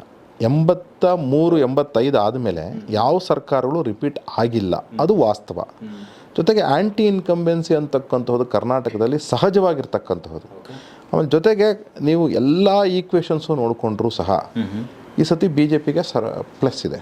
ನೀವು ಕಾಸ್ಟ್ ಈಕ್ವೇಷನ್ ವೈಸ್ ನೋಡಿಕೊಂಡ್ರು BJP ಪ್ಲಸ್ ಇದೆ, ಆ್ಯಂಟಿ ಇನ್ಕಂಬೆನ್ಸಿ ಈಕ್ವೇಷನ್ ನೋಡಿಕೊಂಡ್ರು ಪ್ಲಸ್ ಇದೆ, ಮತ್ತು ಕಾಂಗ್ರೆಸ್ಸಿನ ಗೊಂದಲಗಳು ಏನಿದೆ ಅದನ್ನು ನೋಡಿಕೊಂಡ್ರೂ ಸಹ ಪ್ಲಸ್ ಇದೆ. ಅಂದರೆ ನೀವು ಯಾವುದೇ ಸರ್ಕಾರಗಳು ಬಂದಾಗ ಹಿಂದಿನ ಆಡಳಿತ ಪಕ್ಷ ಏನಿತ್ತು ಅವರು ಗೊಂದಲಗಳಾಗಿದ್ದರಿಂದ ಇನ್ನೊಂದು ಪಕ್ಷಕ್ಕೆ ಅದು ಅನುಕೂಲ ಆಗ್ತಾ ಇತ್ತು. ಅಂದರೆ whether it was 99, whether it was 2004, 2013, ಇವೆಲ್ಲ ಸಹ ಗೊಂದಲಗಳಿಂದ ಇನ್ನೊಂದು ಪಕ್ಷ ಕೂಡಿದ್ದಾಗ, ಅಪೋಸಿಷನ್ ಪಾರ್ಟಿ ಕೂಡಿದ್ದಾಗ ಅಧಿಕಾರ ಬರಲಿಕ್ಕೆ ಈಸಿ ಆಗ್ತಿತ್ತು. ಇದೆಲ್ಲ ವಾಸ್ತವನೇ. ಈ ಎಲ್ಲ ವಾಸ್ತವಗಳನ್ನ ಇಟ್ಕೊಂಡು ನಮಗೆ ಬೇಕಾಗಿರತಕ್ಕಂತಹದ್ದು ಏನು ಅಂತ ಹೇಳಿದ್ರೆ ಸ್ವಲ್ಪ ಪುಷ್. ಅಂದರೆ ಕಾರ್ಯಕರ್ತರುಗಳು, ಆಮೇಲೆ ಬಿ ಜೆ ಪಿಯ ಕಾರ್ಯಕರ್ತರು ಏನಿದಾರಲ್ಲ ಅವರು 90% ನಿಸ್ವಾರ್ಥವಾಗಿ ಕೆಲಸ ಮಾಡೋರು, ಅಪೇಕ್ಷೆ ಇಲ್ಲದೆ ದುಡ್ಡು ಇಸ್ಕೊಳ್ಳದೆ ಕೆಲಸ ಮಾಡ್ತಕ್ಕಂಥವ್ರು ಮುಂದೆ ಪ್ಲಸ್ ಆಗುತ್ತೆ ಅಂತ. ಹೌದು, 90%. ಇದೇ ಕಾಂಗ್ರೆಸ್ನ ಕಾರ್ಯಕರ್ತರು 10% ನಿಸ್ವಾರ್ಥವಾಗಿ ಕೆಲಸ ಮಾಡ್ತಾರೆ, ಅದು 20% ಕೆಲಸ ಮಾಡ್ತಾರೆ, 20% ಮಾಡ್ತಾರೆ. ಆದ್ರೂ ನಿಮಗೆ ಅಕಸ್ಮಾತ್ ಬಿಜೆಪಿ ಗೌರ್ಮೆಂಟಿಗೆ ಬಂದ್ರೆ ಯಾರು ಮುಖ್ಯಮಂತ್ರಿ ಆಗ್ತಾರೆ ಅಥವಾ ಯಾರು ಆಗ್ಬೇಕು ಅನ್ನೋದೇನಾದ್ರು ಇದೆಯಾ ನಿಮ್ಮ ಮನಸ್ಸಲ್ಲಿ? Too early to decide. ಇನ್ನು 22 ತಿಂಗಳಿದೆ, ಚುನಾವಣೆ ಪ್ರೋಸೆಸ್ ಸ್ಟಾರ್ಟ್ ಆಗಕ್ಕೆ 20 ತಿಂಗಳಿದೆ. It's a too long a process. ಅಲ್ಲ, ಇಂಥವ್ರು ಆಗ್ಬೇಕು ಅಂತ ನಿಮ್ಮ ಪರ್ಸನಲ್ ಚಾಯ್ಸ್ ಏನಾದ್ರು ಇದೆಯಾ? ಕಾರ್ಯಕರ್ತರುಗಳಿಗೆ we should never think like that. ಕಾರ್ಯಕರ್ತ ಏನು ಅಂತ ಹೇಳಿದ್ರೆ, ನನಗೆ ಅಟ್ಲೀಸ್ಟ್ ವೈಯಕ್ತಿಕವಾಗಿ ನೀವು ಹಿಂಗೆ ಐಡಿಯಾಲಜಿಕಲಿ ನಮಗೆ ಐಡಿಯಾಲಜಿ ಇದೆಯಲ್ಲ, ನನ್ನ ದೇಶ ನನಗೆ ನಮ್ಗೆ ಅಭಿಮಾನ ಏನು ಅಂತ ಹೇಳಿದ್ರೆ, ನಮಗೆ ಭಾರತವಾಗಿ ಬೆಳೀತಿದ್ಯಾ ಅಂತಕ್ಕಂಥ ಅಭಿಮಾನ ಅಷ್ಟೇ. ಮಿಕ್ಕೆ ನೋಡಿ, ಸಣ್ಣ ಪುಟ್ಟ ತಪ್ಪುಗಳು ಯಾವಾಗಲೂ ಆಗಿವೆ. ಇದರಲ್ಲ, ಕೃಷ್ಣದೇವರಾಯನ ಕಾಲದಲ್ಲೂ ಆಗಿದೆ. ಅದನ್ನು ತೆನಾಲಿ ರಾಮಕೃಷ್ಣನ ಕಥೆಗಳಲ್ಲಿ ತುಂಬ ವಿಶ್ಲೇಷಣಾತ್ಮಕ. ರಾಮನ ಕಾಲದಲ್ಲೂ ಆಗಿದೆ. ಅದರಿಂದಾಗಿ ತಪ್ಪು ಆಗಲ್ಲ ಅನ್ನೋದು ಅಲ್ಲ, ಸರಿ ಮಾಡ್ತೀವಿ ಅಂತ. ಅದಕ್ಕಿಂತ ಜಾಸ್ತಿ ಹೆಂಗೆ ನೋಡ್ತೀವಿ ಅನ್ನೋದು. ನನ್ನ ಭಾರತ ಗತವೈಭವಕ್ಕೆ ಸ್ಟೆಪ್ಸ್ನ ತೆಗೆದುಕೊಳ್ತಾ ಇದ್ದೀವಾ ಅಂತ ಅಷ್ಟೇ. ನನಗೆ ಖುಷಿ ಕೊಡ್ತಕ್ಕಂಥದ್ದು ಏನು ಅಂದರೆ, ನಮ್ಮ ಭಾರತವಾಗಿ ಸದೃಢವಾಗಿ ಬೆಳೀತಾ ಇದೆ. ಇನ್ನೊಂದು ಪರ್ಸನಲ್ ಪ್ರಶ್ನೆ ಸರ್ ನಿಮಗೆ. ನೀವು ಅಂದರೆ ಪೊಲಿಟಿಕ್ಸಲ್ಲಿ ಇದ್ದೀರಾ, ಎಜುಕೇಷನ್ ಕ್ಷೇತ್ರದಲ್ಲೂ ಇದ್ದೀರಾ. ಇದು ಎರಡು ಬಿಟ್ಟು ನಿಮಗೆ ತುಂಬ ಒಂದು ಇಂಟ್ರೆಸ್ಟಿಂಗ್ ಆಗಿರೋ ವಿಷಯ ಯಾವುದಾದ್ರೂ ಇದೆಯಾ? ಅಂದರೆ ನಿಮ್ಮ ಒಂದು ಪ್ಯಾಷನ್ ಇರ್ಬೋದು, ಒಂದು ಹವ್ಯಾಸ ಇರ್ಬೋದು, ಆ ಥರದ್ದು ಏನಾದರೂ ಹಂಚ್ಕೊಳ್ಳೋ ಥರದ್ದು ಏನಾದರೂ ಈಗ ಸಾಮಾನ್ಯ ಜನಕ್ಕೆ ಗೊತ್ತಿಲ್ಲದೆ ಇರೋ ಒಂದು ವಿಷಯ? ತುಂಬ ಸತಿ ನನ್ನ ಪ್ಯಾಷನ್ ಚೇಂಜ್ ಆಗ್ತಾ ಇರುತ್ತೆ. ಒಂದು ಪೊಲಿಟಿಕಲ್ ಕ್ರಿಟ್ಟು ಮತ್ತು ಒಂದಷ್ಟು ನಂದೇ ಒಂದು ನೋಟ್ಸ್ ಮಾಡಿ ಪೊಲಿಟಿಕ್ಸ್ ಬಗ್ಗೆ ಜನರಿಕ್ ಆಗಿ ಬರೆದಿರ್ತಕ್ಕಂಥದ್ದು ಉಂಟು. ಬಟ್ ಈಗ ನಾನು ತುಂಬ ಒಳ್ಳೆ ಸಿಂಗರ್, ಯಾರಿಗೂ ಗೊತ್ತಿಲ್ಲ. ಇಲ್ಲ ನಿಮ್ಮ ವಾಯ್ಸ್ ಚೆನ್ನಾಗಿದೆ. ಇಲ್ಲ, ನನ್ನ ವಾಯ್ಸು ಬರೀ ಮಾತಾಡ್ಬೇಕಾದ್ರೆ ಚೆನ್ನಾಗಿದೆ, ಆಡಬೇಕಾದ್ರೆ ಇಲ್ಲ. ಬಟ್ ನನಗೆ ಇವತ್ತು ಒಂದು ಹಾಬಿ ಏನು ಅಂದರೆ, ಟಿವಿ ಚಾನಲ್ಗಳಿಗೆ ಹೋಗ್ತೀರಾ, ನಿಮ್ಮ ಮುಖ ಒಂದಷ್ಟು ಜನಕ್ಕೆ ಪರಿಚಯ ಇದೆ. ಸೊ ಜನಕ್ಕೆ ಗೊತ್ತಿಲ್ಲದೆ ಇರೋ ಅಶೋಕ್ ಗೌಡ್ರದ್ದು ಒಂದು ಏನೋ ಸ್ಪೆಷಾಲಿಟಿ ಏನಾರಿದ್ರೆ ಹಂಚ್ಕೊ. ಒಂದೇನು ಅಂತ ಹೇಳಿದ್ರೆ, ನನ್ನೊಂದು ದೈವ ಸಂಕಲ್ಪ ಅಂದರೆ ದೇವರ ನಿತ್ಯ ಅನುಷ್ಠಾನಗಳಲ್ಲಿ ಇದ್ದೇನೆ. ಆಯಿತಾ, ನಾನು ಶೂದ್ರನಾಗಿ ಹುಟ್ಟಿದ್ರು ಸಹ ನಿತ್ಯ ಅನುಷ್ಠಾನದಲ್ಲಿ ಇದ್ದೇನೆ. ಒಂದು. ಎರಡನೇದು, ನನಗೆ ಈ ಕ್ರೈಮ್ ಥ್ರಿಲ್ಲರ್ಸ್ ಮೂವೀಸ್ ತುಂಬ ಇಷ್ಟ, ಎಸ್ಪೆಷಲಿ ಮಲಯಾಳಂ ಕ್ರೈಮ್ ಥ್ರಿಲ್ಲರ್ಸ್. ಯಾರು ಸಜೆಷನ್ಸ್ ಇದೆ ದಯವಿಟ್ಟು ಹೇಳಿ. ತುಂಬ ಮೂವೀಸ್ ನೋಡ್ತೇವೆ. ಅಂದರೆ ನಾನು ನಮ್ಮ ಮನೆಯವರು OTT ಪ್ಲ್ಯಾಟ್ಫಾರ್ಮ್ಸಲ್ಲಿ ಯಾವುದೇ ಇರಲಿ, ನಾವು ಯಾವುದೇ ಮೂವಿ ಹಾಕಿದ್ರು ಈಗ ಇದು ನೋಡಿದ್ದೀವಲ್ಲ ಅಂತೀವಿ, ಆ ರೀತಿ ಆಗ್ತಾಯಿದೆ. ಅಂದರೆ this is my current hobby. ಅಂದರೆ ಒಂದು ವಾರಕ್ಕೆ ಅಟ್ಲೀಸ್ಟ್ ಒಂದು 4-5 ಮೂವಿ ನೋಡ್ತೇವೆ, ಅಂದರೆ ಕ್ರೈಮ್ ಥ್ರಿಲ್ಲರ್ ಮೂವೀಸು. ಸೊ ಇದು ನನ್ನ ಒಂದು ಹಾಬಿ ಅಂತ ಹೇಳಿದ್ರೆ ತಪ್ಪಾಗಲಿಕ್ಕಿಲ್ಲ. ಅಂದರೆ ನನಗೆ ತುಂಬ ಲೀನಾಗೋದು, ನಾನು ಪರಮಾತ್ಮನಲ್ಲಿ ಪ್ರತಿದಿನ ಅನುಷ್ಠಾನದಲ್ಲಿ ಲೀನ ಆಗ್ತೇನೆ. ರಾಜಕೀಯದಲ್ಲಿ ನಿಮಗೆ ತುಂಬ ಐಡಿಯಲ್ ಪರ್ಸನ್ ಅಂತ ಯಾರಾದರೂ ಇದ್ದಾರಾ? ತುಂಬ ಆದರ್ಶ ವ್ಯಕ್ತಿ ಅಥವಾ ನಿಮ್ಮ ಲೈಫಲ್ಲಿ ಇವರನ್ನು ನಾನು ತುಂಬ ಐಡಿಯಲ್ ಪರ್ಸನ್ ಅಂತ ಅನ್ಕೋತೀನಿ, ತುಂಬ ಇನ್ಫ್ಲುಯೆನ್ಸ್ ಮಾಡಿದ್ದಾರೆ ಅವರು ಅನ್ನೋ ಥರದವ್ರು ಯಾರಾದರೂ? ನಾವು ಅಂದರೆ ತುಂಬ ಸಣ್ಣ ಹುಡುಗದಲ್ಲಿ ನಾನು ದೇವೇಗೌಡರನ್ನ ನೋಡಿ ತುಂಬ ಇನ್ಫ್ಲುಯೆನ್ಸ್ ಆಗಿರೋದು ಇರ್ಬೋದು. BK ಚಂದ್ರಶೇಖರ್ನ ನೋಡಿ ನಾನು ತುಂಬ ಇನ್ಫ್ಲುಯೆನ್ಸ್ ಆಗಿದ್ದೇನೆ. BK ಚಂದ್ರಶೇಖರ್ ಯಾಕಂದರೆ ಅವರು ನಾನು ಪರ್ಸ್ನಲಿ ಗೊತ್ತಿರೋದು. ಅಂದರೆ BK ಚಂದ್ರಶೇಖರ್ ಮಗ ನನ್ನ ಕ್ಲಾಸ್ಮೇಟು, ಬ್ಯಾಚ್ಮೇಟ್ ಅಂತ ಹೇಳಿ, ಕ್ಲಾಸ್ಮೇಟಲ್ಲ ಬ್ಯಾಚ್ಮೇಟು. ಅದರಿಂದಾಗಿ BK ಚಂದ್ರಶೇಖರ್ ಅವ್ರನ್ನ ನಾವು ಹತ್ತಿರದಿಂದ ನೋಡಿದ್ದೇವೆ. ಅಂದರೆ ಅವರು ಯಾವ ಗುಣ ನಿಮ್ಮನ್ನು ಇನ್ಫ್ಲುಯೆನ್ಸ್? ಅವರು ಯಾವ ರೀತಿ ಓದ್ತಾ ಇದ್ರು, ಅವರು ಒಂದು ಟಾಪಿಕ್ ತೊಗೊಂಡು ಯಾವ ರೀತಿ ರಿಸರ್ಚ್ ಮಾಡ್ತಿದ್ರು, ಆಮೇಲೆ ಆ ರಿಸರ್ಚ್ನ ಎಷ್ಟು ನೀಟಾಗಿ ಅವರು, ಫಾರ್ ಎಕ್ಸಾಂಪಲ್ ಕರ್ನಾಟಕದಲ್ಲಿ ಮಿಡ್ ಡೇ ಮೀಲ್ ಸ್ಕೀಮ್ ಬಂದಾಗ ಅವರು ಆ್ಯಕ್ಚುಲ್ ರೂವಾರಿ ಅವರು ಅದನ್ನು ಇಂಪ್ಲಿಮೆಂಟ್ ಮಾಡಲಿಕ್ಕೆ ತುಂಬ ಸಹಕಾರ ಮಾಡಿದರು. ಆಮೇಲೆ ಪಂಚಾಯತ್ ರಾಜ್ ಆ್ಯಕ್ಟ್ಸ್ ಬಗ್ಗೆ ಅವ್ರು ತುಂಬ ಚೆನ್ನಾಗಿ ಓದ್ಕೊಂಡು ತುಂಬ ಚೆನ್ನಾಗಿ ಮಂಡನೆ ಮಾಡಿದರು. ಇನ್ಫ್ಯಾಕ್ಟ್ ತುಂಬ ಅವರು ಫಾರ್ಮುಲಾಸ್ನ ಪಂಚಾಯತ್ ರಾಜ್ನಲ್ಲಿ ಇದು ಬಂದಾಗ, ಅಂದರೆ ಆ್ಯಕ್ಟ್ ಬಂದಾಗ ಇಂಪ್ಲಿಮೆಂಟ್ ಮಾಡಿರ್ತಕ್ಕಂಥದ್ದು ಉಂಟು. ಜೊತೆಗೆ ಎಲ್ಲರಿಗಿಂತ ಜಾಸ್ತಿ ನಾನು ನಿಜವಾಗ್ಲೂ ಪೊಲಿಟಿಕ್ಸ್ನಲ್ಲಿ ಅಪ್ರಿಷಿಯೇಟ್ ಮಾಡೋದು ನರೇಂದ್ರ ಮೋದಿಯವ್ರನ್ನ. ನಾನು 1993ನಲ್ಲಿ ನಾನೊಂದು ಆವತ್ತೊಂದು ಮ್ಯಾಗ್ಝಿನ್ ಓದಿದ್ದೆ. 1993ನಲ್ಲಿ ನರೇಂದ್ರ ಮೋದಿಯವರು ರಥಯಾತ್ರೆಗೆ ಯಾವ ರೀತಿ ಸಪೋರ್ಟ್ ಮಾಡಿ, ತುಂಬ ಜನಕ್ಕೆ ಗೊತ್ತಿರಲಿಲ್ಲ ಅದು. ನರೇಂದ್ರ ಮೋದಿ ಅನ್ನೋರು 2001ರವರೆಗೂ ತುಂಬ ಜನಕ್ಕೆ ಗೊತ್ತಿರಲಿಲ್ಲ. 93ನಲ್ಲಿ ಜನರಲ್ ಸೆಕ್ರೆಟರಿ ಆಗಿದ್ದಂತಹ ನರೇಂದ್ರ ಮೋದಿಯವರು ಮತ್ತು ಇನ್ನು ಇತರ ನಾಯಕರುಗಳು ಯಾವ ರೀತಿ ಮಾಡಿದರು ಅಂತ ಹೇಳಿದರು. ಅದನ್ನು ನೋಡಿ ನಾನು ನರೇಂದ್ರ ಮೋದಿಯವರ 93ಯಿಂದ ದೊಡ್ಡ ಫ್ಯಾನು, 93ಯಿಂದ. ತದನಂತರದಲ್ಲಿ 2002ರಲ್ಲಿ ನಾನು ಅವ್ರನ್ನ ಭೇಟಿ ಮಾಡಿದ್ದುಂಟು.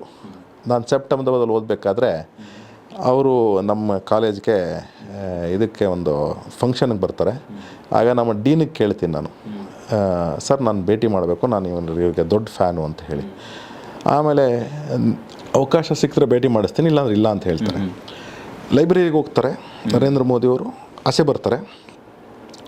ನಮ್ಮ ಡೀನ್ ಇಲ್ಲ ಹಿಂದ್ಗಡೆ ನಿಂತಿರ್ತಾರೆ, ನಾನು ಅವ್ರ ಹಿಂದೆ ಹೋಗಿ ನಿಂತ್ಕೊಂಡ್ಬಿಡ್ತೀನಿ. ಆಮೇಲೆ ಸರ್ ಸರ್ ಸರ್ ಅಂತ ಹೇಳ್ತೀನಿ. ಆಮೇಲೆ ಅವ್ರ ಹೆಸರು RN ವಕೀಲ್ ಅಂತ, ಈಗಿಲ್ಲ ಅವರು, ಭಾರಿ ಆಪ್ತರು ನನಗೆ.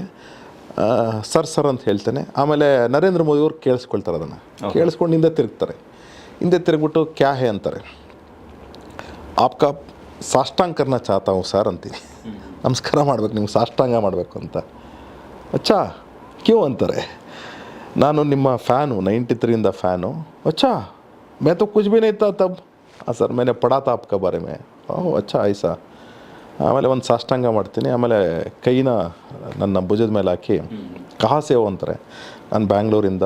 ಪೊಲಿಟಿಕ್ಸ್ ಮೇ ಆಸಕ್ತಿ ಹೇ? ಹಾಂ ಸರ್ ಆಸಕ್ತಿ ಹೇ. ತೋ ಅನಂತ್ ಕುಮಾರ್ಗೆ ಹೋಗಿ ಭೇಟಿ ಮಾಡಿ ಅಂತ ಹೇಳ್ತಾರೆ. ಅನಂತ್ ಕುಮಾರ್ನ ನಾನು ಅಂದರೆ ಭೇಟಿ ಮಾಡೋದಕ್ಕೆ ಆಯಿತು ಅಂತ ಹೇಳಿ ನಂತರ ಮುಗಿಯುತ್ತೆ. ಆಗ ನಾನು ಇನ್ನೂ ಕೋರ್ಸ್ ಮುಗ್ದಿರಲ್ಲ. ವಾಪಸ್ಸೆಲ್ಲ ಮುಗಿಸ್ಕೊಂಬಂದಮೇಲೆ ಅನಂತ್ ಕುಮಾರ್ನ ಭೇಟಿ ಮಾಡೋಣ ಅಂತ ಅಂದ್ಕೊಳ್ತೀನಿ. ನನ್ನ ತಂದೆ ನಂಗೆ ಒಂದು ಕಂಡೀಷನ್ ಹಾಕ್ತಾರೆ. ನಮ್ಮ ತಾತ ಟಿ ಪಿ ಪ್ರೆಸಿಡೆಂಟ್ ಆಗಿದ್ದರು. ನನ್ನ ತಂದೆ ನಂಗೊಂದು ಕಂಡೀಷನ್ ಹಾಕ್ತಾರೆ. ಆ ಕಂಡೀಷನ್ ಏನಕ್ಕೆ ಅಂತ ಹೇಳ್ತೇನೆ. ನಮ್ಮ ತಾತ 67ಇಂದ 72ವರೆಗೂ taluk board president, Anekal taluk board. ಆಗ ರಾಜಕೀಯದಿಂದ ಆಸ್ತಿ ಕಳೆದಿದ್ರು ಅಂತ ಹೇಳಿ ನಮ್ಮ ತಾತಂದ ಒಂದು ಹಿಸ್ಟ್ರಿ ಇದೆ. ನಮ್ಮ ತಂದೆ ಅದಕ್ಕೆ ಹೇಳ್ತಾರೆ, ನೀನು ಇಲ್ಲದೇ ಇದ್ದಾಗ ನನ್ನ ಮನೆ ಹೆಂಗೆ ನಡೆಯುತ್ತೋ ಹಂಗೆ ಮಾಡಿಬಿಟ್ಟು ನೀನು ರಾಜಕೀಯಕ್ಕೆ ಹೋಗು, ಇಲ್ಲದೇ ಇದ್ದರೆ ನೀನು ರಾಜಕೀಯದಲ್ಲಿ ಆ್ಯಕ್ಟಿವ್ ಆಗಂಗಿಲ್ಲ ಅಂತಾರೆ. ನಾವು ಆದರೂ 2008ರಲ್ಲಿ ನಾವು ಬಂದು BJPಗೆ ಸೇರ್ಕೊತೀವಿ. ಬಟ್ ಆ್ಯಕ್ಟಿವ್ ಆಗಲಿಕ್ಕೆ ನನ್ನ ಅಂದರೆ ಇವತ್ತು ನನ್ನ ಲೈಫಲ್ಲಿ ಸೆಟ್ಲು ಅಂದರೆ ಹೌದಪ್ಪ, ನನಗೆ ಇನ್ಕಮ್ ಬರ್ತಿದೆ, ನಮ್ಮ ಮನೆಯವ್ರು ಸ್ಕೂಲ್ ನೋಡ್ಕೊಳ್ತಿದ್ದಾರೆ, ನಾನು ಅಕಸ್ಮಾತ್ ಭೂಮಿ ಮೇಲೆ ಇಲ್ಲದೇ ಇದ್ದರೂ ನನ್ನ ಮನೆ ನಡೆಯೋ ರೀತಿಯೇ ನಡೆಯುತ್ತೆ. ಆ ರೀತಿ ಆದಮೇಲೆ ನಾವು ಆ್ಯಕ್ಟಿವ್ ಆಗಿದ್ದೇವೆ. ಅಂದರೆ ನಾವು ರಾಜಕೀಯದ ಮೇಲೆ ಡಿಪೆಂಡ್ ಆಗಿ ರಾಜಕಾರಣಕ್ಕೆ ಬಂದಿಲ್ಲ. ರಾಜಕೀಯದ ಮೇಲೆ ಡಿಪೆಂಡ್ ಆಗಿ ರಾಜಕೀಯಕ್ಕೆ ಬಂದಿಲ್ಲ. ನಮಗೇನು ಇದರಿಂದ ₹1 ತೆಗೆದುಕೊಂಡು ಮನೆಗೆ ಹೋಗಬೇಕು ಅನ್ನೋದಿಲ್ಲ. ಅಂತಹ ಒಂದು ಸಂದರ್ಭದಲ್ಲಿ ಮಾತ್ರ ನೀನು ರಾಜಕಾರಣದಲ್ಲಿ ಫುಲ್ ಟೈಮ್ ಆ್ಯಕ್ಟಿವ್ ಆಗಬೇಕು, ಇಲ್ಲಾಂದ್ರೆ ಆ್ಯಕ್ಟಿವ್ ಆಗಬಾರ್ದು ಅಂತ ಕಂಡೀಷನ್ಗೆ ಐ ಸೀರಿಯಸ್ಲಿ ಟುಕ್ ಟೈಮ್. ಅಂದರೆ ತುಂಬ ಅಂದರೆ ಆ್ಯಕ್ಟಿವ್ ಆಗಲಿಕ್ಕೆ ಬಂದು BJP ಜೊತೆ ಸೇರಿಕೊಂಡು ಚುನಾವಣೆಗಳಿಗೆ ಕೆಲಸ ಮಾಡೋದು ಬಿಟ್ಟರೆ ನಾವು ಫುಲ್ ಟೈಮ್ ಆ್ಯಕ್ಟಿವ್ ಆಗಬೇಕಪ್ಪ, ಫುಲ್ ಟೈಮ್ ನಾವು ಪಾರ್ಟಿಗೆ ಕೊಡಬೇಕು ಸಮಯ ಅಂತ ಹೇಳಿದ್ದು ನಾವು ಲೈಫಲ್ಲಿ ಸೆಟ್ಲ್ ಆದಮೇಲೆ. So I am not dependent on political party to feed myself or anything. ಒಳ್ಳೆ ಮಾತಾಡಿದ್ರಿ ಸರ್, ಖುಷಿ ಆಯಿತು. ಸೊ ಕೊನೆಯದಾಗಿ ಅಂದರೆ ಕರೆಂಟ್ ಕನ್ನಡ ಅನ್ನೋದು ಹೊಸ ಪ್ಲ್ಯಾಟ್ಫಾರ್ಮು. ಸೊ ಇಲ್ಲಿಗೆ ಬಂದ್ರಿ, ಇಷ್ಟೊತ್ತು ಮಾತಾಡಿದ್ರಿ. ಸೊ ಇದು ಹೆಂಗೆ ಅನ್ನಿಸ್ತು ಅಂತ? ತುಂಬ ಸಂತೋಷ ಆಯಿತು. ಆಮೇಲೆ ಗೌರಿ ಶಕ್ಕಿ ನಮಗೆ, ನಾನು ಗ್ರ್ಯಾಟಿಟ್ಯೂಡ್ ಇಟ್ಕೊಳ್ಬೇಕಾಗಿರ್ತಕ್ಕಂತಹ ಕೆಲವು ವ್ಯಕ್ತಿಗಳ ಮೇಲೆ, ಅಂದರೆ ನನ್ನ ಮೀಡಿಯಾ ಜರ್ನಿಯ ಕೆಲವು ವ್ಯಕ್ತಿಗಳಿಗೆ ಗೌರಿ ಶಕ್ಕಿ ಅವರು ನನಗೆ ಒಂಥರ ಫೌಂಡರ್. ತದನಂತರದಲ್ಲಿ ರಂಗನಾಥ್ ಭರದ್ವಾಜ್ ಅವರು ಸಹ. ಸೊ ಇವರಿಬ್ಬರು ಕೃತಜ್ಞತೆ ನನಗೆ ಯಾವಾಗಲೂ ಇರುತ್ತೆ. ಗೌರಿ ಶಕ್ಕಿಯವರು ಸಹ ಮತ್ತು ರಂಗನಾಥ್ ಭರದ್ವಾಜ್ ಅವರು ಸಹ. ನೀವು ಏನು ಹೇಳಿದ್ರಿ, ವಾಯ್ಸ್ ಬಗ್ಗೆ ಒಂದು ಕತೆ ಇದೆ. ನಾನು 1994ರಲ್ಲಿ ಒಂದು ಅಂತಾಕ್ಷರಿ ಆಡ್ತಾಯಿದ್ವಿ ನಮ್ಮ ಕ್ಲಾಸಲ್ಲಿ. ಆಗ ಒಂದು ಜನ ಕ್ಲಾಸ್ಮೇಟ್ ನಕ್ಕಿದ್ರು. ನನ್ನ ಫ್ರೆಂಡ್ ಒಬ್ಬ ಶರತ್ ಚಂದ್ರ ಅಂತ ಇದ್ದಾರೆ. ಅವರು ಒಂದು ದಿವಸ ಈ ವಾಯ್ಸು ತುಂಬ ಫೇಮಸ್ ಆಗುತ್ತೆ ನೋಡು ಅಂತ ಹೇಳಿದರು. ಅದನ್ನು ರೆಕಗ್ನೈಸ್ ಮಾಡಿದ್ದು ಯಾರಾದರೂ ಇದ್ದರೆ ಅದು ರಂಗನಾಥ್ ಭರದ್ವಾಜ್. ಗೌರಿ ಶಕ್ಕಿಯವರು ಯಾಕೆ ಅಂದರೆ, ನಾನು ಒಂದು ಲೇಔಟ್ ಮಾಡ್ತಿದ್ವಿ, ಆಗ ಒಂದು ಸಮಸ್ಯೆ ನಡೀತಾ ಇತ್ತು. ಆಗ ಒಂದಷ್ಟು ಜನ ಬಂದು ಮೀಡಿಯಾದವ್ರು ಕವರ್ ಮಾಡಿದರು, ಒಂದಷ್ಟು ಜನ ನಂಬರ್ ಕೊಟ್ಟು ಹೋಗಿದ್ರು. ಸೊ ಈಗ ಐ ಥಿಂಕ್ ಗ್ಯಾರಂಟಿಲಿ ಇರಬೇಕೇನೋ ಅರವಿಂದ್ ಅವರು, ಅವ್ರು ನಂಬರ್ ಕೊಟ್ಟಿದ್ದರು. ಆಮೇಲೆ ಒಂದು ವಾಸ್ತು ಬಗ್ಗೆ ಒಂದು ಪ್ರೋಗ್ರಾಮ್ ಮಾಡ್ತಿದ್ರು ಗೌರೀಶ್ ಅವರು. ನಾನು ಅರವಿಂದ್ ಅವ್ರ ಹತ್ರ ನಂಬರ್ ತೊಗೊಂಡು ಗೌರೀಶ್ ಅವ್ರದ್ದು, ಇಲ್ಲ ನೀವು ಬರೀ ಆ್ಯಂಟಿ ವಾಸ್ತು ಮಾಡ್ತೀರಾ, ಪ್ರೋ ವಾಸ್ತುನೂ ಪಾಯಿಂಟ್ಸ್ ಇವೆ, ನಾನು ಆರ್ಕಿಟೆಕ್ಟಾಗಿ ನಾನು ಹೇಳಬೇಕು ಅಂತಿದ್ದೀನಿ. ಬನ್ನಿ ಅಂತ ಹೇಳಿ ಫಸ್ಟ್ ಟೈಮ್ ಕರೆದು ನನಗೆ ಒಂದು ಚಾನಲ್ ಪ್ಲ್ಯಾಟ್ಫಾರ್ಮ್ ಕೊಟ್ಟಿದ್ದು ಗೌರಿ ಶಕ್ಕಿ ಅವರು. ಇನ್ನೊಂದು ದಿವಸ ಸಾಲಿಡ್ ವೇಸ್ಟ್ ಮ್ಯಾನೇಜ್ಮೆಂಟ್ ಬಗ್ಗೆ ಚರ್ಚೆ ಆಗ್ತಿತ್ತು. ನೀವು ಬರ್ತೀರಾ ಅಂತ ಗೌರಿ ಶಕ್ಕಿ ಅವರೇ ಫೋನ್ ಮಾಡಿ ಕರೆದ್ರು. ನಾನು ಅವತ್ತು ಹೋದೆ. ಅವತ್ತು ರಂಗನಾಥ್ ಭರದ್ವಾಜ್ ಅವ್ರ ಪರಿಚಯ ಆಯಿತು. ಅವರು ನನಗೆ ನಿಮ್ಮ ವಾಯ್ಸ್ ಮಾಡ್ಯುಲೇಷನು ಮತ್ತು ನಿಮ್ಮ ವಾಯ್ಸು ಮತ್ತು ನಿಮ್ಮ ಎಲ್ಲ ಇದು ಸಹ ಒಬ್ಬ ವಕ್ತಾರ ಆಗಲಿಕ್ಕೆ ಫಿಟ್ ಆಗಿದ್ದೀರಾ ಅಂತ ಹೇಳಿ ಅನೇಕ ಅವಕಾಶಗಳನ್ನು ಅವರ ಆವತ್ತಿನ ಚಾನಲ್ಲು ತದನಂತರ ಚಾನಲ್ಗಳಲ್ಲೂ ಸಹ ಅವಕಾಶ ಕೊಟ್ಟಿದ್ದು ರಂಗನಾಥ್ ಭರದ್ವಾಜ್. ಅದರಿಂದಾಗಿ ನಾನು ಗೌರಿ ಶಕ್ಕಿ ಅವರಿಗೆ ಮತ್ತು ರಂಗನಾಥ್ ಭರದ್ವಾಜ್ ಅವರಿಗೆ ನಾನು ಯಾವುದೇ ಒಂದು ಇದರಲ್ಲೂ ಪ್ಲ್ಯಾಟ್ಫಾರ್ಮಲ್ಲಿ ನಮ್ಗೆ ಅವಕಾಶ ಸಿಕ್ಕಿದ್ರು ನಾನು ಇವರಿಬ್ಬರನ್ನೂ ಮರೀಲಿಕ್ಕಾಗಲಿಲ್ಲ. ತುಂಬ ಹೊತ್ತು ಮಾತಾಡಿದ್ವಿ, ತುಂಬ ವಿಷಯಗಳ ಬಗ್ಗೆ ಮಾತಾಡಿದ್ವಿ ಅನಿಸುತ್ತೆ. Thank you. ಸೊ ಇಲ್ಲಿವರೆಗೆ ಬಂದಿದ್ದಕ್ಕೆ thank you very much. Thank you.